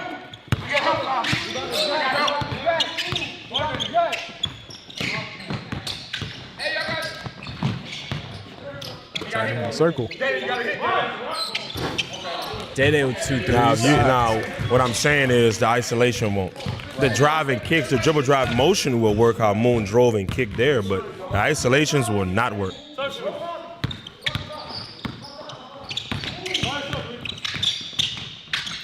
It's crazy how different Moon plays with unlimited dribbles. He really has figured out this 1v1 thing. He don't waste no dribbles in 1v1.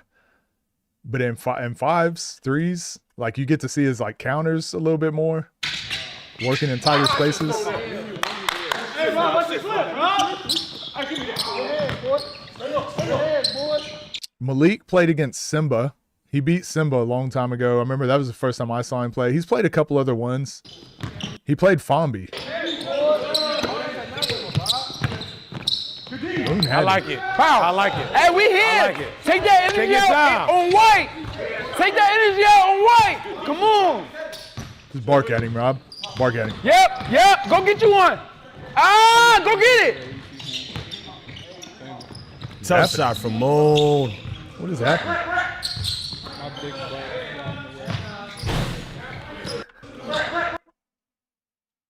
All right, Rob. I saw that, man. I saw that, Rob.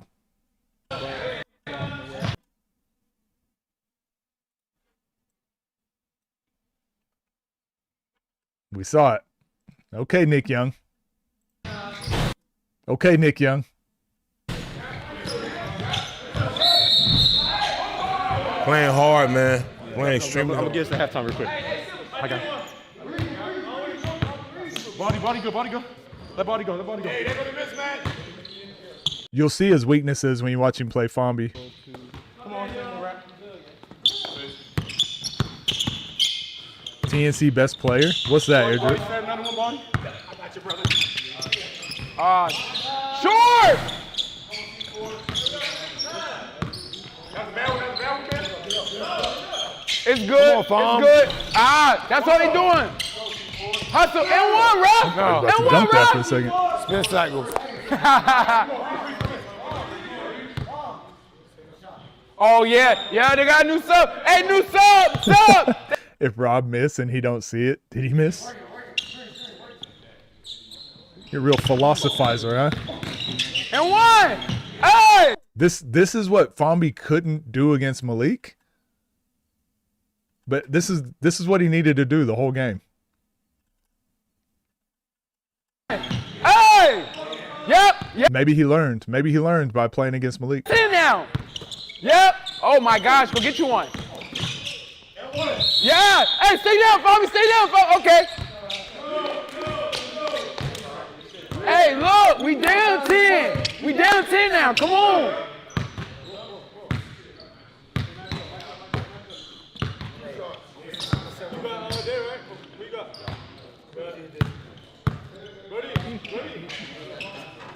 We go. They ain't got enough. They ain't got enough shooting the last, man. No way. Yeah. Facts. Barty, get me the halftime, Barty. Get the halftime, Barty. Hey, Reese, you good? It's 23-15 all of a sudden. Who is this? Who is that? Did one of the refs just go put on a shirt? That's right. That's right. That's right. That's right. Nah, for real. Who is this? Because he wasn't even in the lineup. Who is it? Who? What are y'all doing? Who's this?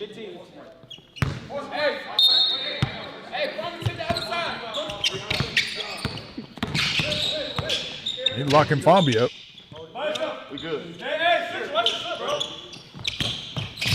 Oh, damn. It's good. Damn. Day versus Baldy, game 7. That's my man. That's my man.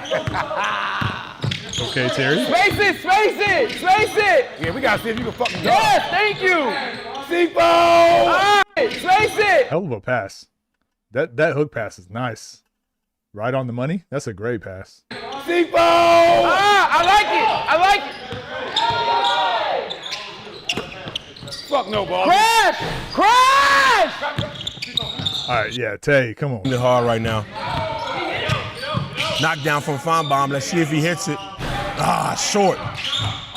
They got to fix, when Tay be yelling into the mic, they got to fix that in the post. So Team Moon is on a run right now after being down 20. They cut it to 6 that quick. I like this lineup of C4, Day, and Feinbaum. They're going to attack the glass. They're going to play hard. They're going to guard. Then you have offense initiator, isolator, and Pick up my energy. See, it's going to drop. It's going to drop.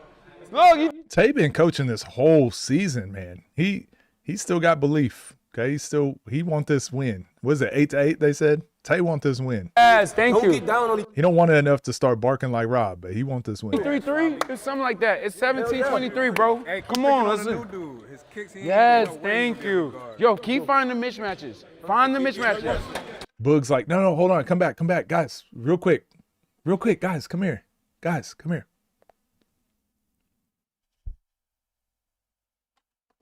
Hey, you see, I got your help. You hear me? If you can get Day on it, go up and get a layup. Get an animal real quick. I want you to make sure you get your breather. It's a long game. All right. Hey. Y'all heard me some? Give him a touch. He gonna post up on Day. Give him a touch. Be comfortable. Layup. Hey, if you get beat, send I'm doing all right. I'm here. Get out. Yeah, don't do that. Take the ball up top. Trust yourself. Take the ball up top. Come get me. Come set the screen. After you set the screen, post up. I'm gonna throw it right to you once I get it. All right. All right, it's that's a lot of direction.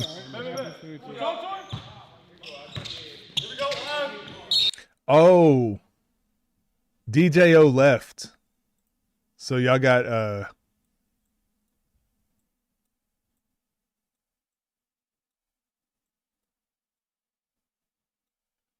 I didn't recognize. Oh, I was drawing on the. You guys can't see where I was drawing. My bad.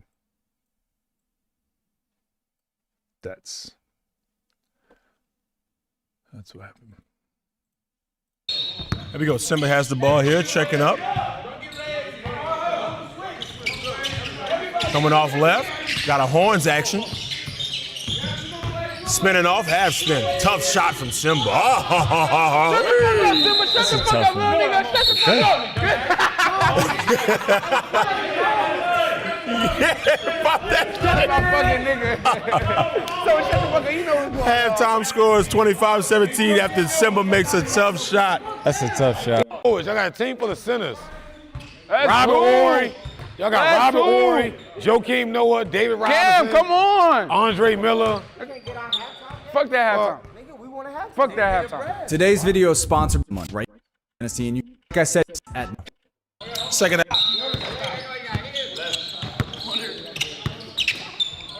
half underway. Body. You got a new body in the game. Yeah, shoot those.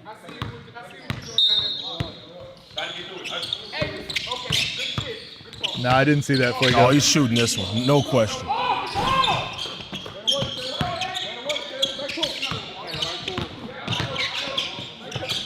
Good kick there, driving kick action. Pull from Simba.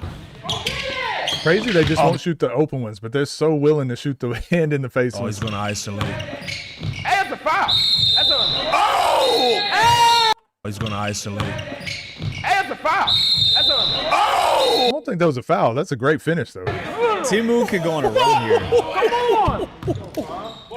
Fambi this season is special. Yeah, we're glad to have him back. We here with you. Good shit, Black. Good shit, Dad. Good shit, C4. My hand was on the ball, right? Okay. Hey, keep finding the mismatch. If you don't shoot, crash the board. Yeah, we don't know if you can guard. We don't fucking know if you can guard. We don't know if he can guard, bro. Who is that, man? Kill that nigga, man. Oh my God. Hey, Who is that, man? Let him. Terry used to the trench ball. Okay, he ain't on that friendly stuff. He really calling him out. He really calling out DJ No. Kill that nigga, man. Oh my God. Hey, Who is that, man? Let him play Who the jumping fuck jack is that, right man? now. Let him do Kill jumping that jack nigga, right man. now. What the fuck is he doing? Kill his ass, Farmy. Let him do jumping Fuck jack his right main now. man. Darius Johnson knowed him out there getting called out. They don't believe in him. Fuck your Andre Drummond the fuck out of here. All right, well, you should have kept him in there. Nope, it don't count. But. You know the rules. You gotta take everything back. Bro, you gotta take everything back. You gotta clear, y'all know that. You know that, Brody. You gotta take everything back. He thought it was 2K rules. We ain't on 2K, buddy. I probably would have did that too, though.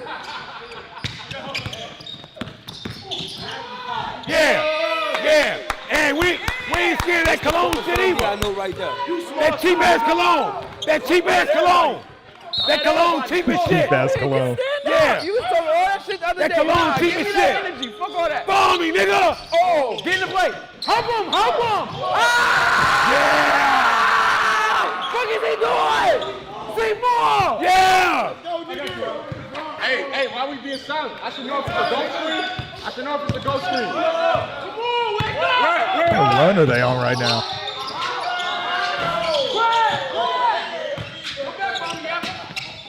Yeah, we win.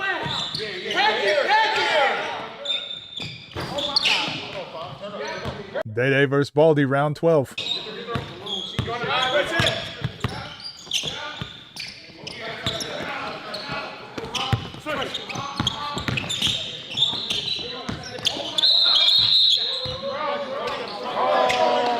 I like it, see. I don't care. You're good. Next play. It's slippery. Rub your shoes. It's good. Hey, find your man. Get attached.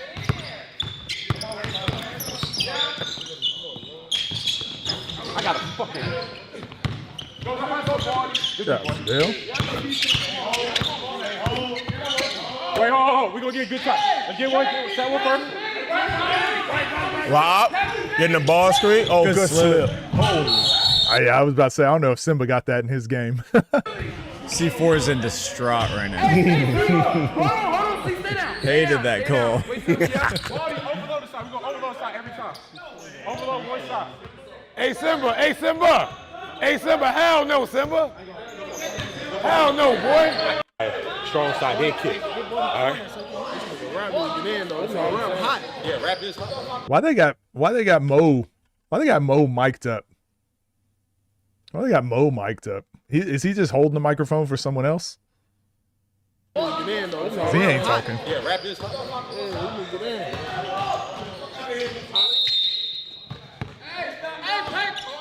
Haven't heard Mo say one thing. That's a good kick there from Baldy. Yeah, that's good basketball. They needed that. That's good basketball. Got a kick from Rob Cologne to Baldy, and he knocks it down. Come on, Shady, still good. Oh, what's that? One-on-one is C4 and Rob. Hard downhill.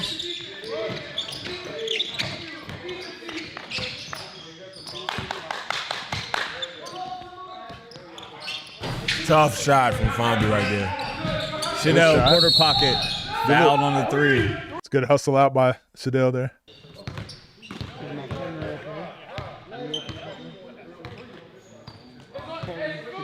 Anyway, let's go on the line.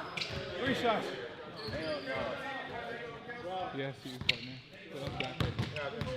I mean, the pick and roll defense I'm not too worried about it in these 3v3s because they don't really be worried about the pick and roll offense. So until there's good pick and roll offense, like the defense isn't a really big deal. But we're starting to see that. Like you watch those Ball is Life 3v3s, you're starting to see a lot more defensive like concepts, offensive concepts right now. These ones where it's like different players playing together every team, it's just hard to get any consistency. Rob Fom. C4 and Rob haven't played? Nah. Everybody been wanting it though. Cam Book parts. My wingspan, I don't even know, like 6'8".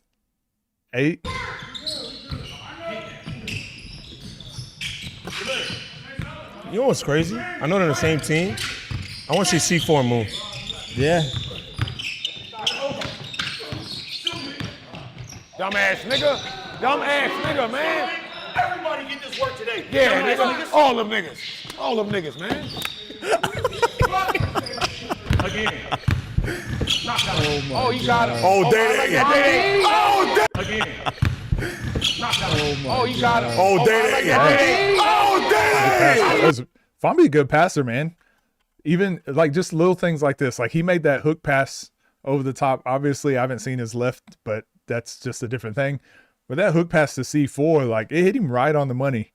And then this one right here, like mid dribble, hits. He sees Simba over here and help and knows that's enough time for Day. So really good job by Day being ready to shoot too. But he hits him right in the shooting pocket where he can just go into a shot. That's a really good pass. I like the fuck he's doing. I didn't know. I don't know if I ever recognized Fombi was a passer. I like what the fuck you doing. Fuck you doing? Watch this. Fly in the. Hey, save it.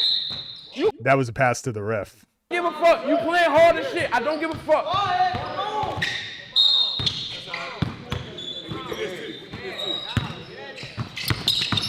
Pack it. Yep. Rob wanted to shoot it. This is classic Rob here. Rob really wanted to shoot. He's like, I've got space. Too close. Not behind the three. Can't shoot that one. Don't be lazy, Steve. Don't be lazy. Fuck no. Give me that shit, man.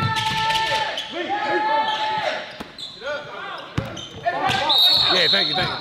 Good foul, boy. Good foul, Fawn. Yeah, it's a lob. The famous Tracy McGrady 3. Come on, Black. Come on.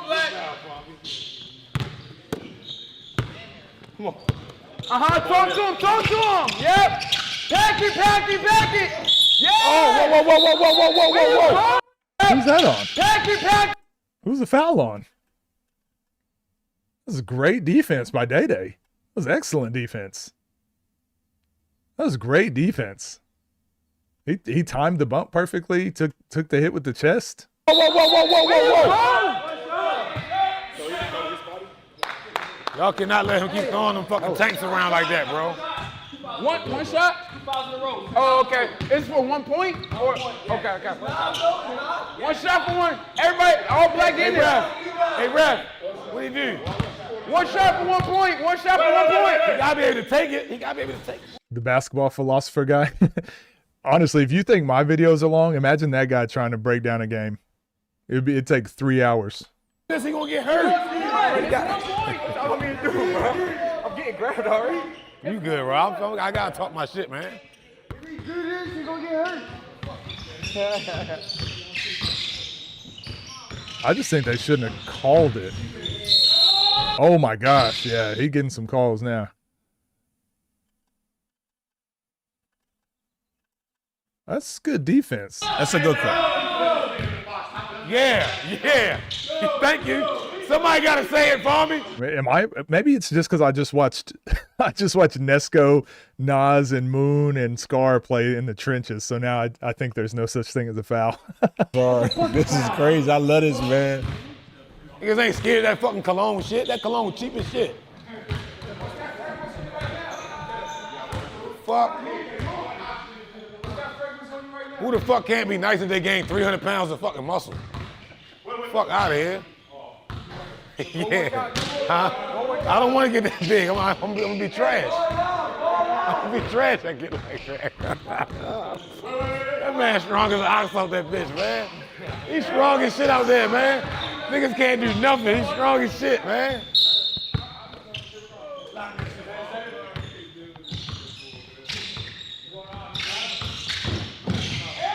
Ooh. They did downhill. Oh!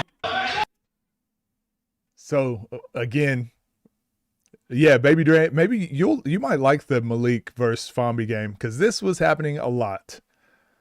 But this is why I advocate for once you make your move, if you can take one less step and one less dribble. That doesn't mean you have to take one dribble or you have to take one like elite steps every time. You don't have to. Okay, basketball is basketball. Basketball's not perfect. I'm just saying when you can, and if you're trying to be as perfect as possible, you should practice perfect reps because eventually you'll run into defenders like this. So Day beat him. He didn't need to take another dribble and get to the basket. He could have just went his in and out and picked it up and finished before. Now, the reason why him taking that extra dribble and slowing down is actually what allowed Malik to get into an athletic stance as well. So again, Day wasn't wrong here. It's just, again, when you're playing really elite players, you've got to be elite too. So once he crosses him, and we've seen Day do this multiple times, make a move and just pick the ball up here. So we know Day with this footwork, if he steps with his onside foot, he can get to the basket without dribbling the ball again. We've seen this a lot, right? He can go into his 1-2 and finish, but by taking another dribble and then getting another 1-2, it allows Malik to get his footwork and get off at 2 feet and explode up. So again, game of inches, and that's where it matters. That's also just great defense, and Day probably didn't think he was going to do that. That's just a teaching point for you guys. Oh, like obliterated. To the morgue. To the morgue we go. Oh, big one. To the Top 10, Swift. Here you go, Swift. You got your top 10 ready? They did downhill. Oh, like obliterated. To the morgue. To the morgue we go. Oh, big Boom, one. boom, boom. Hey. You niggas said they ain't fouled. Appreciate you, 88. Come on, man. Work.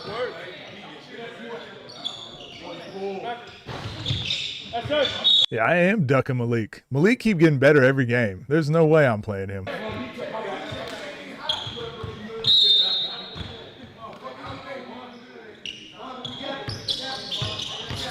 Oh, counter work. Kick. Shot. Oh, Lord. How the hell he end up there? How the hell he end up over there? Uncle Phil, get out the game.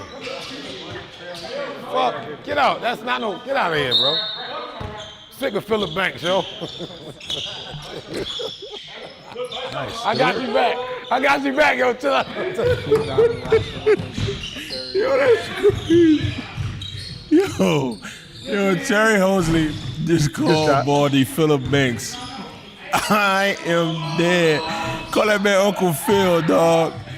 Chad, I'm telling you, bro, this is crazy. Oh, shot going up. Goo!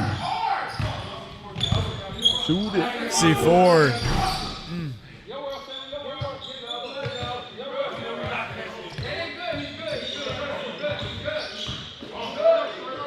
It's a good move by Simba. Why do they keep calling those fouls, though? They got to stop calling those fouls, but that's a good move.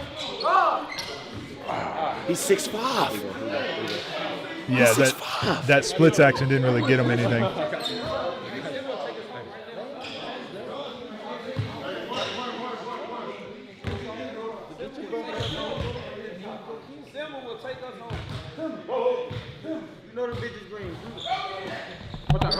Wait, so they play off the...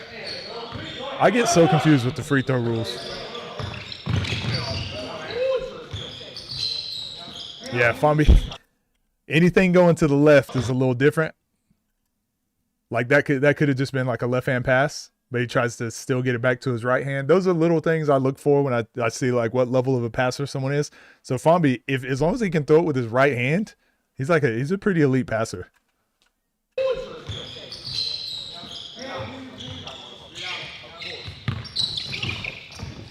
Yeah, they talking about you God.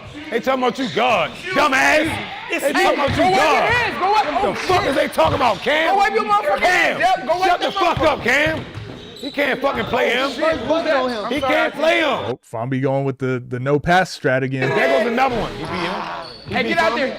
He beat Fambi 1-on-1. Yeah, well, Greg punished both of them niggas He don't already. want to shoot that shit. Yeah, nigga. He don't want to shoot Fuck that you talking shit. about? Yeah, pass that Get motherfucker him right. bad too. Oh, I don't know where y'all get all this dog shit from.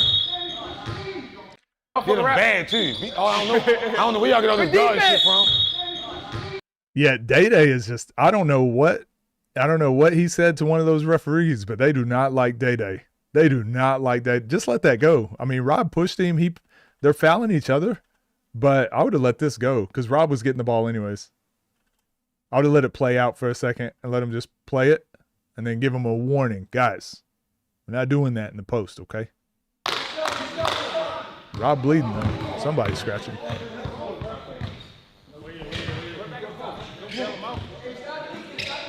Now we gonna if you verse Pat.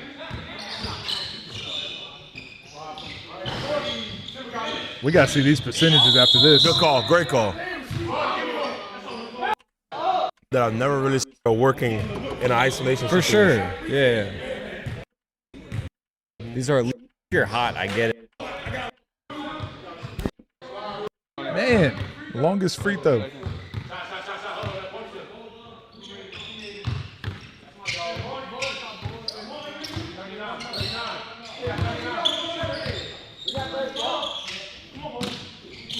There we go. Yeah, Malik can get he can turn over his left shoulder. He's got a good shot. So he got hit on the elbow. This is why I advocate for knowing what side of the basket you like to, like which shoulder you like to turn over. Typically for right-handed shooters, it's going to be over the left shoulder, but you're going to get this a lot. This is, again, another thing I learned from Kobe, but watch this left elbow. He gets hit on the arm on the way up, but then he's able to just shoot through it. That's still just a normal shot for him, and it shouldn't really mess you up when it's your left hand. So that's one reason why if you're playing in a really physical league or street ball or something like that, being able to get to certain spots on the floor where you can get your hands free, super important.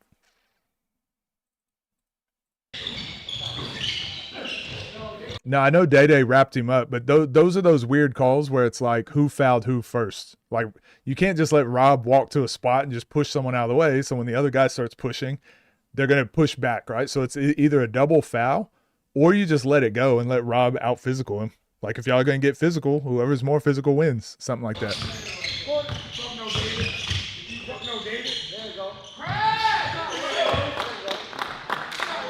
Malik loves the mid-range jump shot. Hey, he tough out there in that mid-post, man.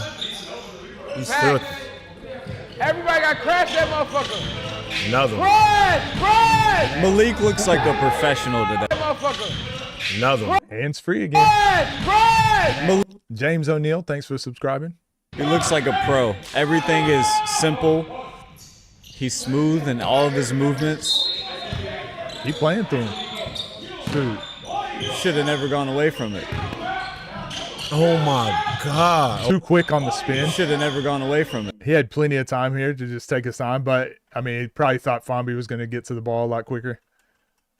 Oh my God. Oh, I'm about to say, bro, that was textbook. Shoot for it. Shoot the ball, man. That's a foul, ref. Get right there. Floatskis from C4 cuts the lead to 6. Got a timeout. You gotta take over this shit, man. They ain't doing their job. You gotta take over this shit. Hey, you. Seriously, they not. No. You number one. They not doing their job, bro. Hey, yo, let's make this push. Let's make this push right here. Hey, they only need. Let's make this push. Y'all fought too hard and stop. Yeah, let's do it. Come on. Rebound. You get what I'm saying?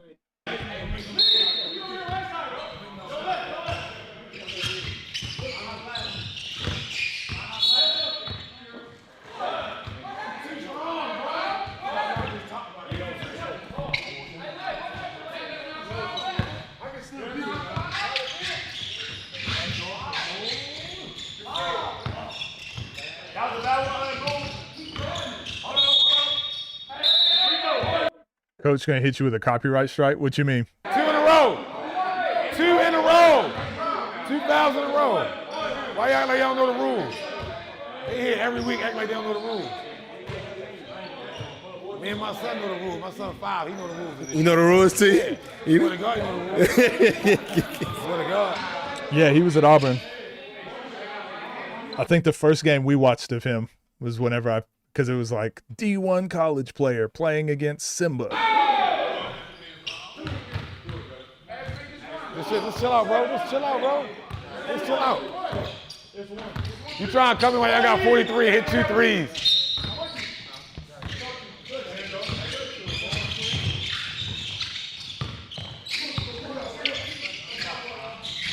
Go get it. Oh, wait a They're just both teams just struggling to hit threes this game. Hey!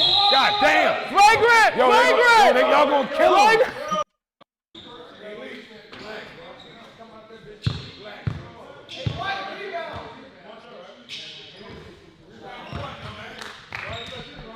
Daquan just really taking it all in.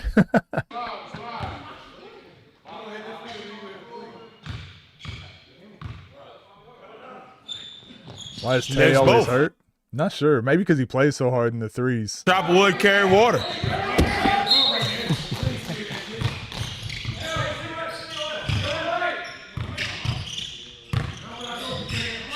Team White is telling him send. Oh, He gonna hit the free throw and he gonna hit a fucking 3 on that cologne shit. Fuck, nigga, it's How does it keep tying up? The momentum keeps shifting so quick. Hey, no, send it! Send yeah. it! Thank you! That's a foul! Hey, give it to him! Yes! Good pass, boy! Yeah! One thing C4 can get better at, I challenge him. He reminds me of myself. Maybe because he's an Oklahoma guy. Maybe there's just something in that Oklahoma water that we can't do. Remember how I said I didn't become great at finishing with my left hand for a long time? Like I was a late bloomer to that. I was a late adopter to that because typically I could always finish with my right hand. I was athletic enough, tall enough. I could almost always get back to my right hand some way. But now you're trying to score on Simba and Malik Dunbar. And you have the whole left side to finish. But because he wants to finish with his right hand, he's just like, no, I got to go up and under. But it's like, that's just a simple left-hand finish. That's a pretty easy left-hand finish. But he turns into this weird, he does that when he drives left and he always wants to shoot back with his right hand with that little floater. It works when you're taller and more athletic than the person guarding you. But when someone else, your height, size, or longer wingspan is guarding you, being able to finish with either hand is almost like a cheat code. So that's one thing I think C4 can work on to add to like another layer to his game. Good pass, boy! Yes! Oh! And 1! 2 free throws! 2 free. I know. I love it. 2 free throws. Hey, let's come together. Let's finish the game. Hey, Farmy. Hey, Farmy. You supposed to fire that. That's a swing that's wide open. Fire that shit. You will shoot on 2 niggas. Hey, you will shoot a wide open if 3. Leak Come on, is now. on you, play off the catch. He helping. Let's go, C. He helping. Yeah, I know. You the safety guy.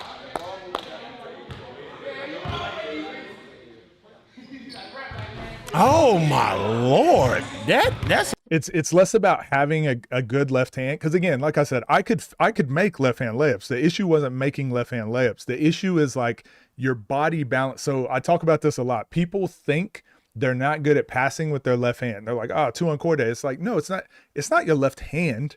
It's your body coordinating with your left hand. So when you pass with your right hand, you think it's just your arm doing all the work, but you don't realize your body is turning into it and you're getting all that force at the same time when you pass. That's why a lot of people struggle with their left hand. You'll watch them, if you do a 2-ball dribbling drill and you have them pass with their right hand, they can dribble with their left and their body will turn and they'll throw with their right hand. But if you have them do that with their left hand, they'll just go, like their body's not coordinated to do all that stuff, right? So it's the same thing when you're going to shoot a left-hand layup. It's not that people can't make a left-hand layup. It's your body getting ready to jump absorb the bump, and then finish with your left hand. It's doing all the coordination stuff to get you into a position for the left hand layup. So if you're constantly just used to finishing with your right hand, you're always jumping in a way to get back to your right hand. So maybe your left leg is stronger. Maybe that posterior chain from your left leg to your thighs, your hips, your glutes, your abs, all of that is tightened up better on your left side to get you back to your right hand. So that's why you got to rep out jumping and finishing, trusting your left hand so that you're building up like the other part of your body to get used to doing that. That's kind of what I was pointing out. But again, I was doing the thing where I just kept it simple, right? Instead of going over explaining. A predator, but that's no key a predator. A free throw? Missing like that? There we go. Pro ski.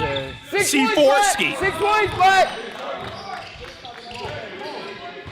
Yeah, y'all are both saying the same thing, Durant and Shamar. Hold up.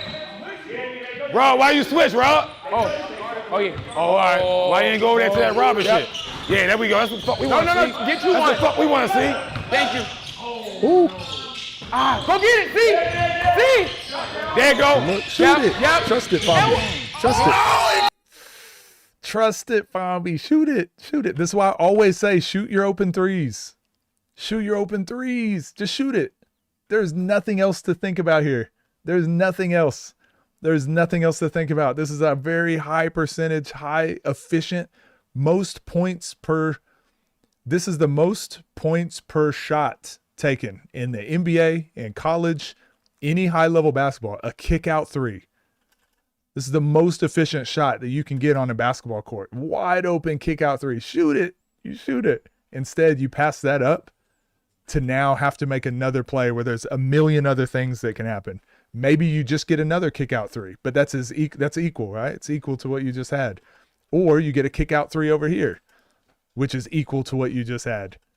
So you passed up the high percentage shot to maybe get another high percentage shot, but it ended up in a turnover. Just shoot it. Every time you have those shots, you take them. Worst thing you can do is miss.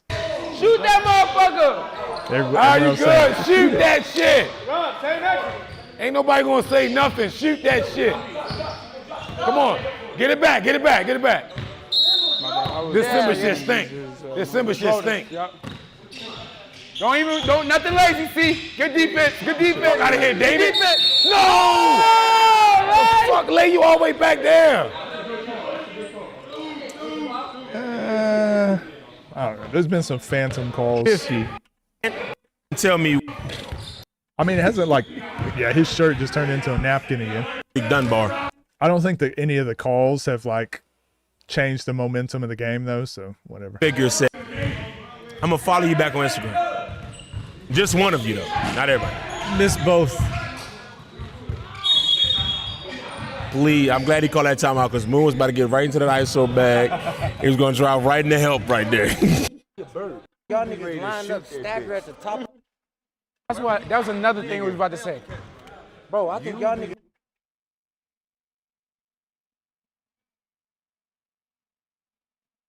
Lined up, stagger at the top of the key in the free throw. I am ready. Yes. Niggas be aggressive. I am ready to shoot. That's what I was calling for. Hold on. Let's get on the same page. Hold up, bro. Let's get into something real quick. Palm at the top, right? With the ball. Moon, free throw line, C4 top of the three. Yes, you pick which side. But figure out which one is popping and which one's rolling. All right, bet. No, figure that out right now. Send the Spain screen, he popping. All right, bet. I said when he comes to the Spain. But you can't move until Fambi make the read. Let's see if they do it You here. hear me? Hold on. See, straight. Come up, Moon. Come up a little bit. Oh, they had no clue what they were doing. Oh, Good D, boy.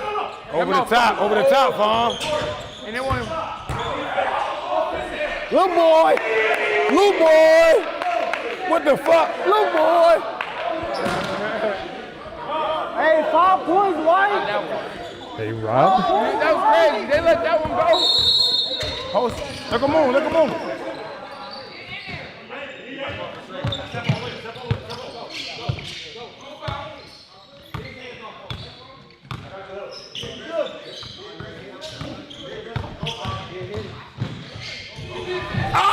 That is a tough finish.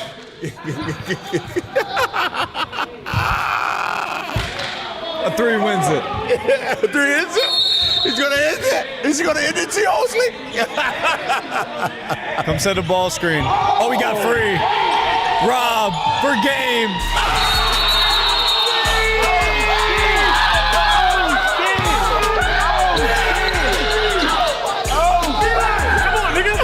Come on, man. These niggas call me first name, man. I got chills, not gonna lie. He's gonna end it. Is he gonna end it, T. Osley? Come set a ball screen. Oh, we got free. Rob for game.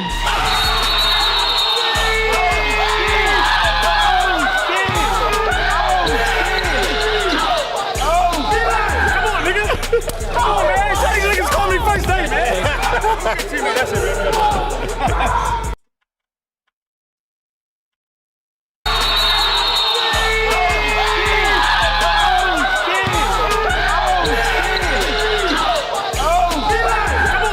Yeah, Pat out there jumping around, forgot his leg was hurt. Come on, man. These niggas call me first name, man. Rob Cologne just ended the game with the 3 ball to make it 50-44 in this 3v3. No, that's the only one he had on me, and I slipped. That's the only. Hey, players, y'all gotta stop doing this. Give it a breather. When you lose, get away from the microphone. Jaylen Brown, I'm talking to you. Cam against Trey Croft, I'm talking to you. Everyone, when you lose a game, get away from the microphone. Don't be like the only bucket he got on me was the loudest. It was a game winner. And he made me fall. That's all that happened. We saw it multiple times, Fambi. Only bucket he had. We got one. This is the one. We got one. We got one, man. We got a great matchup on the horizon potentially for you guys. Just spam it in the comment section if you want it. We're gonna make it happen. We're getting back to the essence, B. We're getting back to the essence. Hey, they better get this before I do. I might make the call and book that now. See you guys next episode. We out here. All right, y'all, that's the end of that game, 50-44. Last shot of the game was insane, that run. I actually missed it. I came in at the very ending moment, saw the shot go in. Just talking about that 3-on-3, that hard fought. And I know in the very beginning, you guys were going at it too. So just speak on that game. Are they going to interview DJ No? That was a good bump, man. I mean, see, we got blood on us. It's good bump right there, y'all. We here, man. Yeah. Come on. Let's do it. We got this new TNC gear. We had the white spot. Can we get new shirts? Because we got blood on them. You know what I'm saying? We want to, come on. Fambi, your energy, I just want. Gosh, Shadell. Just let Rob have his moment for a second, okay? Just give him you do the backup. Be the backup. Anything you want to say? Shit, shout out to the white squad. Shout out to my squad, too. We played hard. You know what I'm saying? I think a couple possessions, I should have shot the ball instead of passing. But shit, other than that, good game. Good. Man, fuck that, man. Who's the real Robert? Who's the real Robert? I ain't gonna lie, though. I'm fucking them all over right now. Just make sure y'all know that. Terry Hosey looked like the Chicago Bulls. Man, there was a moment here. There was a good moment. There was a good moment right here to build up Rob versus Fambi. Was that Moon in the background that said it too? Who's the better Robert? This was a good moment to build this up. And twice now, Baldy, Shadell is just like, hold on, I got something to say. These are the moments. Just like recognize the moment. This is a good moment. Fambi just talked this shit and walked off. Now be like, Rob, what do you think about what Fambi just said? Logo.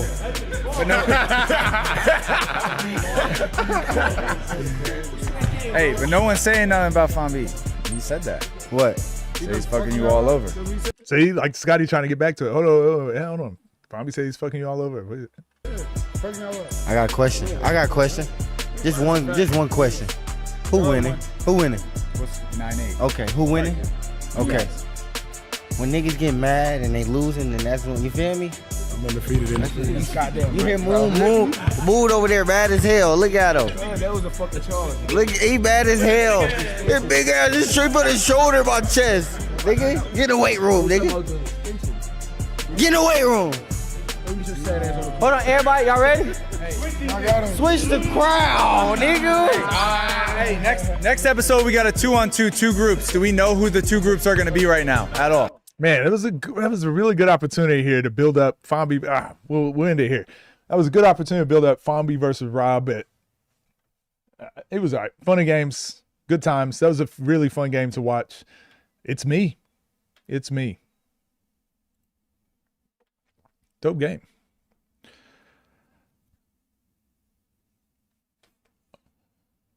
Fomby versus Rob for show. Get the switch. Switch the crowd. Switch the ops. Switch the opposition. Do we want to do I have time for another game? Do we have time for one more game? Oh. We got Lefty versus Bruce.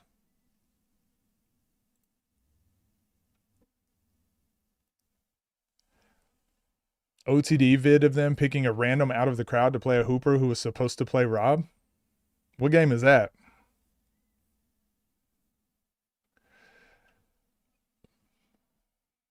How long was this game? I mean, this game's only 15 minutes. Y'all want to watch Lefty versus Bruce? Internet beefs get handled for money.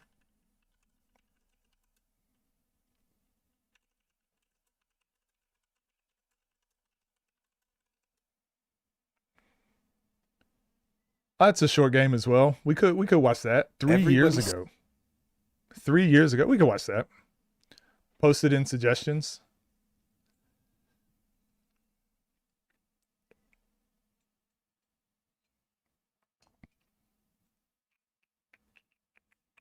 What do y'all think? So we could watch Lefty versus Bruce, or we watch this Nas internet beefs game. What do you think? Which one? Which one, chat?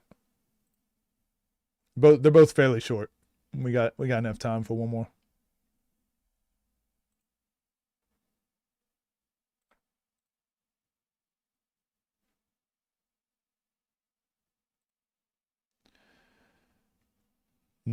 Lefty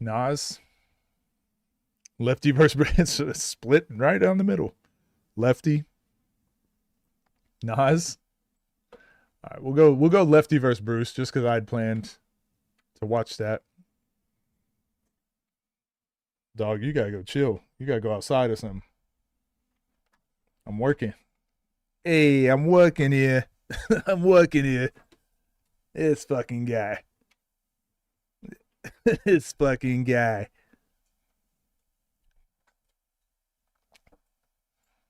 Did I see the Nas, Zay, and Rob 3v3 on OTD? No, is that new? What is that? Oh, that's you mean like an older one?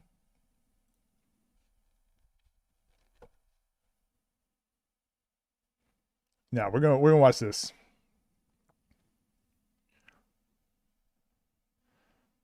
Was that an Italian impression? Yeah, it was my New York. Isn't that a New Yorker accent?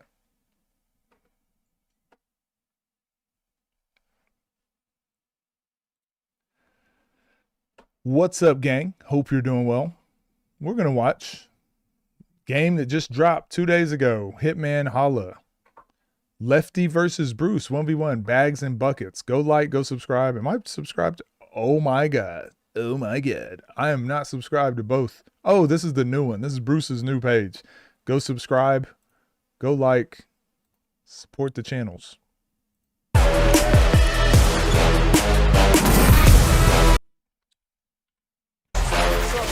Oh, we'll just mute it. Welcome to Bags and Buckets. We've been having a class so far. This is one of my personal favorites right now, man. We got some killers on the loose, one on the rise and one a solidified veteran. On my left, who you?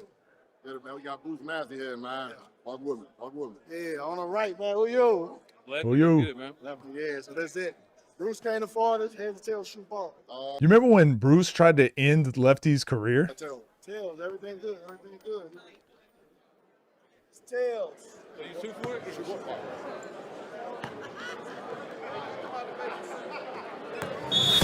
Bruiser. Bruce with the ball. Bags and buckets. Stop talking to me, nigga. Stop talking to me, nigga. Classic Dom.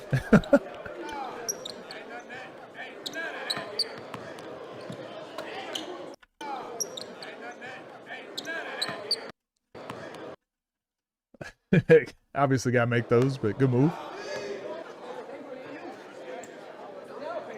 Lefty needed his get back.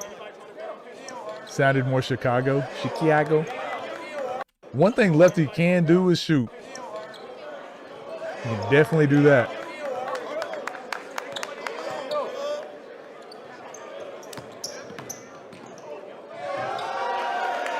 All right, Bruce, you gonna send him right at some point? Even his name. We made this joke last time he played. His name is Lefty. Maybe we send him right.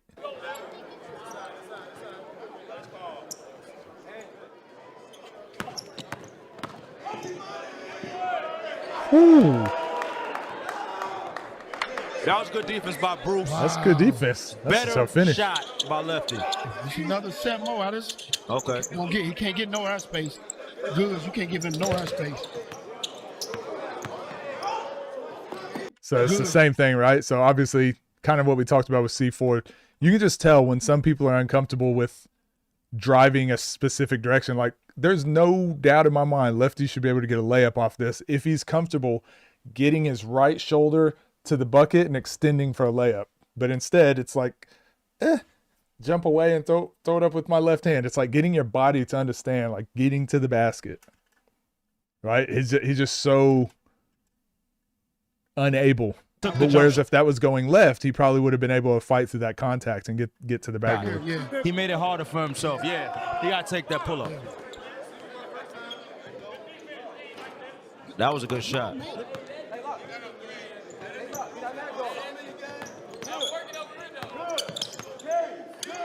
Yeah, he just got some stuff he got to add to his game. So Lefty, if you watch these, you got to get you a good hang dribble and just lab out a bunch of options off of your hang dribble. I'd be going hang dribble left or hang dribble right. And then also just being able to drive to the right and like get skinny off of the hand checks and whatever and finish with your right hand. If you add those two things to your game, it'd be really tough to beat. I don't see a lot of people stopping you offensively. Ooh. That's you saw that veteran move? Surprised they called that.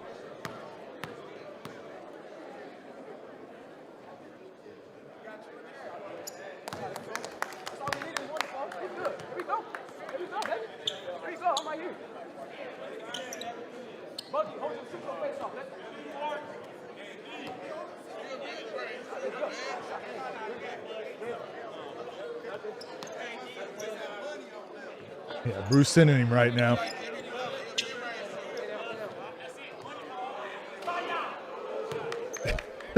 he can shoot the hell out of the ball. That's off.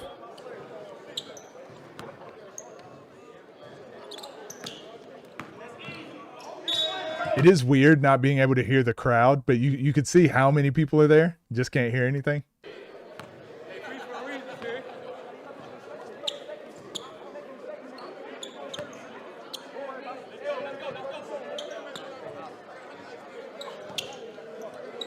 He somehow sort to figure things out. Exactly. Throughout as the game goes on. Buckets. Oh, look, see, that's a good ass move. Oh. Yeah, that's just accidental. Accidental. We talked about that exact same thing. What was it the other day? Who was it that got hit in the face? And then Nas, we saw Nas get hit in the face today playing against Nesco. This is just a byproduct of playing with your like face in that strike zone area. But then if an offensive player that just gets that arm through there and swings, like that's just the byproduct and what's going to happen. That's why overseas I started wearing a mouthpiece. I had so many teeth chipped from that sort of stuff.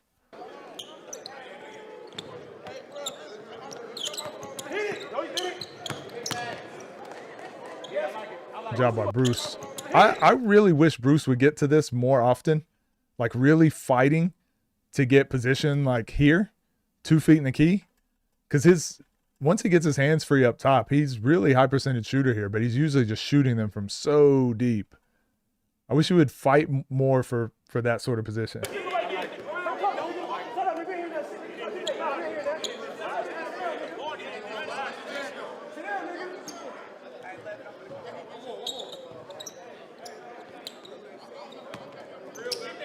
Like that.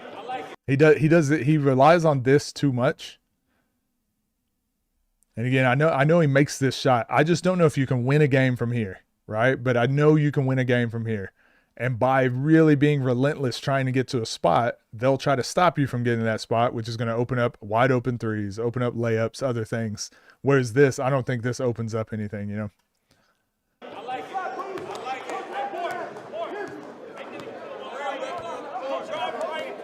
When did I retire? COVID. Tips on how to get more involved in the 1v1 scene. Really, you gotta take chances on yourself. You gotta go play on smaller platforms. Gotta be willing to drive or fly to a smaller platform and play. Maybe it's even for free your first time, or you get content, like some good content out there, and grow your social media following, and then reach out that way. There's a few ways to do it, but at the moment, that seems the best way. There's a few guys that have Lefty, I think, Amir. There's a few others that have got on by just joining the Discord and getting games organized through the OTD Discord. Does that, I know.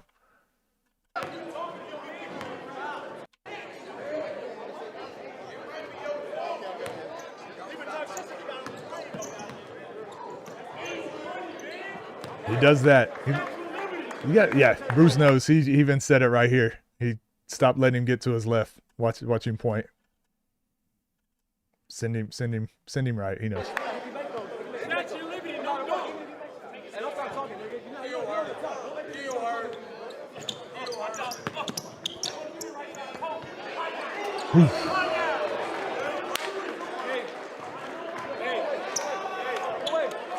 Like now, imagine he had that hang dribble going to the right and got to that space more often, because now Bruce is he's kind of it snowballed a little bit against him, right? He's kind of in the blender a little bit. Now you've got your shot working. You've gotten downhill a couple times. You can play off of this.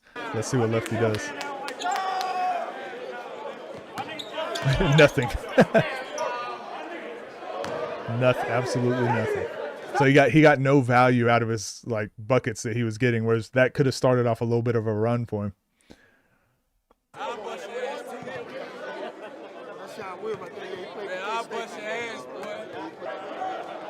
bust your head, boy.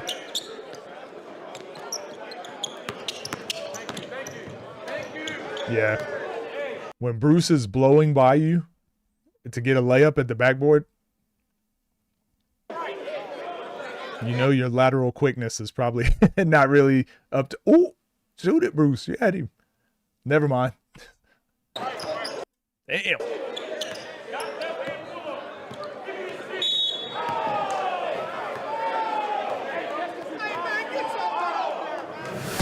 Who gonna win it? Who gonna win? Well, if I had to take one educated guess, I got to go with who's leading. Yeah, that's what I'm gonna do. But you know, it's a game of runs. It's a game of runs. Bruce can easily get to what he get to, and make this a whole different game.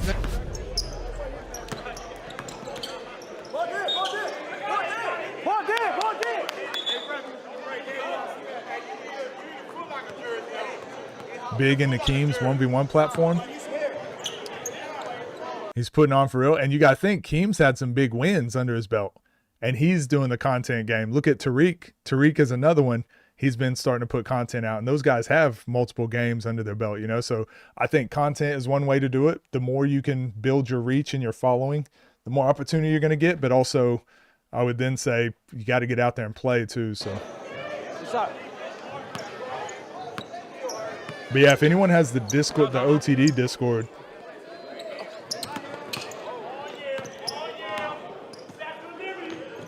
that might be a good way for you to try and get some games.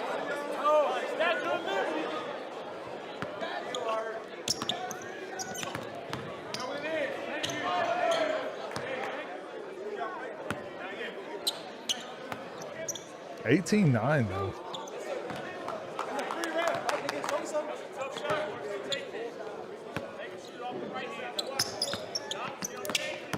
Good defense. Oh, keep playing.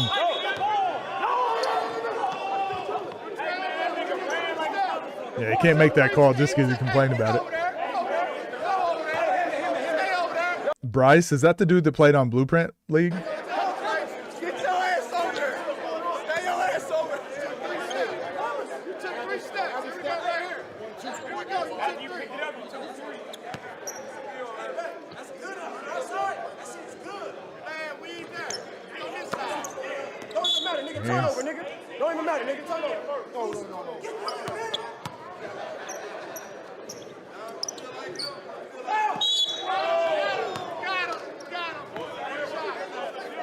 Yeah, Lefty definitely has potential to be a really good player. There's just a couple things he desperately needs to add. Defensively, obviously, he can continue to get better there, but offensively, I feel like he could really be a juggernaut just because how well he can shoot. But because he has nothing lateral and he can't attack to the right, it really just makes his shot that much more tough because people can just really key in on it.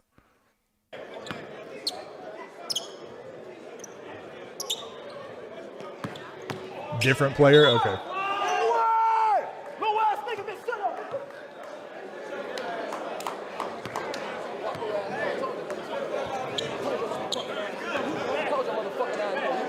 Okay, Terry, I see you.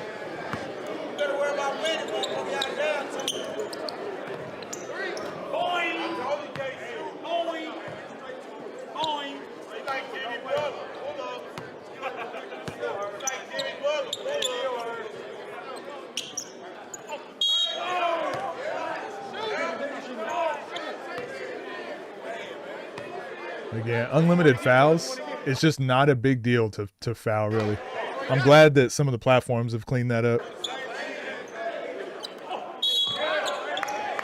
Because, again, this is just not a very valid strategy. Like, you got to go to the line. You might get a point, or it might be a turnover.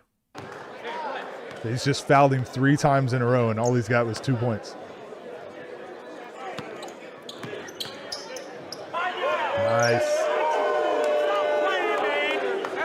I don't know why Bruce keeps letting him get that way. I don't know why he's not over-exaggerating and really sending him right.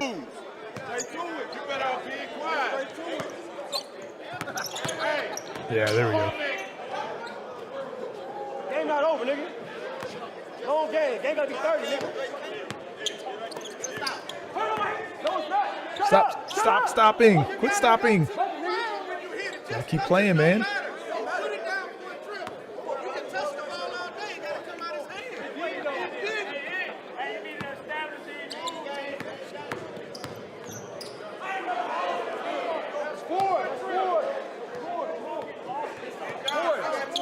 Yeah, man, lefty on defense, really. I got some tip of your hair too.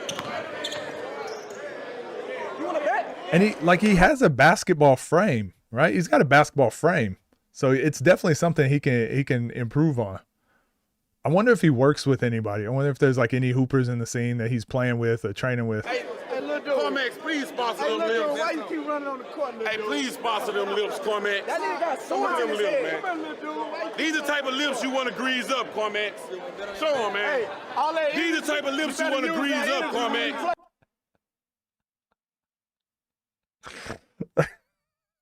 Next time. NIL deal coming soon. That shit not funny. That nigga got sores on his head, like. Damn. Yeah, he might have won that exchange there.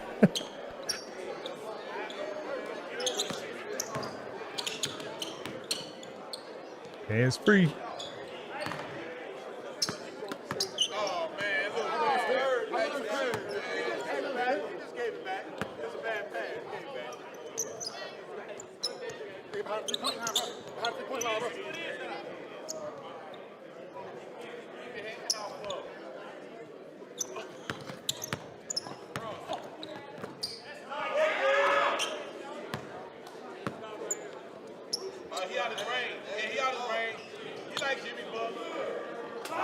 Just let him shoot. Man, Lefty really could have put this game away like long time ago. I hate that it's 23-23 right now for him. But again, this is like, it's what Bruce does. That's why he's a gatekeeper. Skill check.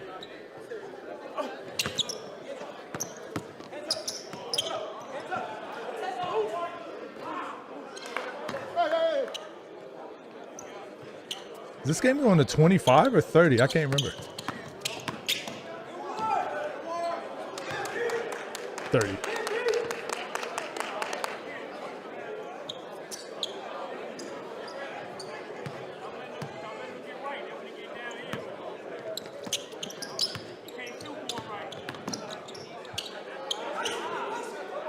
Yeah, one thing Lefty needs to play with use his hands more. Hand check more, use his hips more. Like there's a lot he can do that he can just fix tomorrow.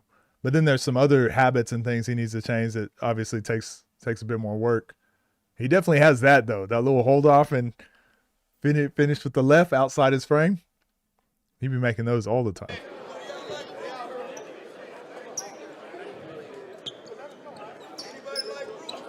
Yeah, Lefty can hoop. He's really good. That's enough space right there. He's had 2 of those go in and out, which could have been game 2. So even though he can't play defense, he's two possessions away from beating Bruce. That's crazy.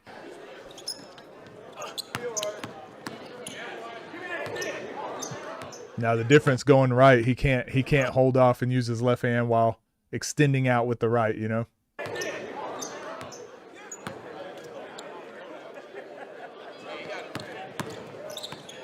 Good move. That was excellent by Bruce.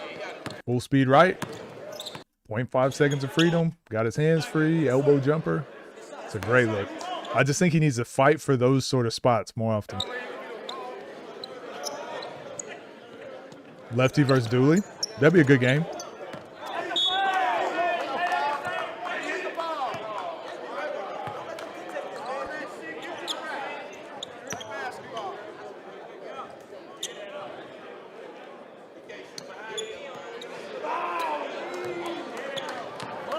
Come on, nigga. Come on.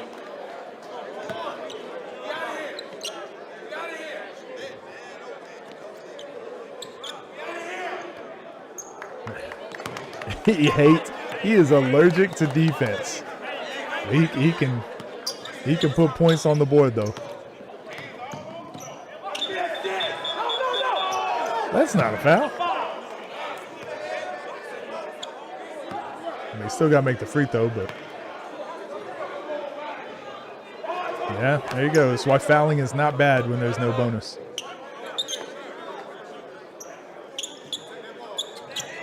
Is that Coach? Yeah. Me with the wig. Damn. Yeah, Lefty definitely has a lot of potential. But just defensively, if you're not going to be able to get stops, you got to – so there's 2 things, obviously. If you're not going to get a lot of stops, you got to add more firepower. So that's being able to go to your right and being deadly going to your right. Or you got to be able to get more stops defensively. But if you could do both of those things, that'd be ideal. Obviously, easier said than done. But Lefty's very good. He don't play any defense, and he can't go right. And he put 25 points on Bruce. And he's been scoring. He's been killing it in other games too. So I want to continue to see his improvement. And then yeah, Bruce just continuing to Bruce gonna continue gatekeeping. So yeah, that was a fun game. Let me know what you guys thought down below. And I'll see you in the next one. Lefty versus Enoch. Ooh. Lefty versus exclusive. That'd be a dope game. That 0.5 seconds of freedom you talk about enlightened you. Glad to hear that. Holy smokes, man. Next, you should look up internet beefs. I did look that up, Sammy. It's loaded up, but we're not going to watch. I don't have time for another video today. Bro's Trae Young. Yeah, same height and everything. He is Trae Young. Trae Young's doppelganger. Yeah, I don't have anything else today. We did 4 videos. Because I had another yap session in the morning. But tomorrow we're interviewing Map. We're interviewing Map tomorrow to start off stream, so 11 a.m. We'll do that, and then we will get into the rest of everything else we're doing. Tyler, yeah, Tyler video. He usually dusts his opponents in like 3 minutes. Those are usually short videos. Dev and Jesse Jones. And also, yeah, tomorrow is also the day that after my interview with Map, anything that you guys want to talk about, anything you guys want to jump on stream and argue about or talk about, tomorrow's your time to shine. Okay, tomorrow's the day. So if you guys want to argue about anything or just discuss anything at all, if you want to talk about your top 5 list, if you want to discuss rankings, if you want to complain about my list, if you want to talk about some rules that should be added, if you want to talk about who your favorite platform is, whatever you want to talk about, you can jump in Discord. We can have a call tomorrow. We'll do it on stream, but we can have a chat. And as you guys seen with my conversations, like you'll get to say whatever it is you want to say. I'll let you speak, but I would say, since you have a day to prepare, try to have a thing you want to talk about. Try to have something you want to talk about.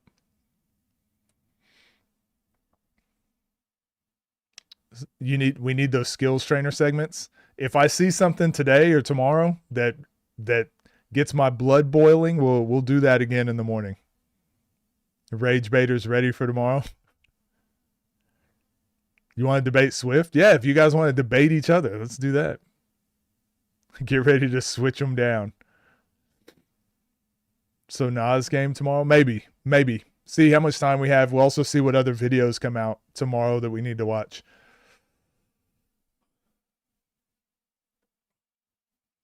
Other than that, I don't have anything, guys.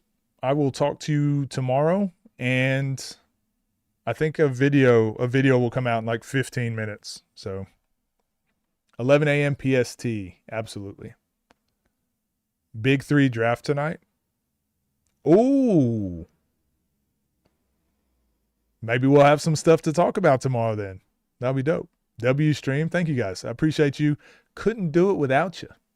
Appreciate you.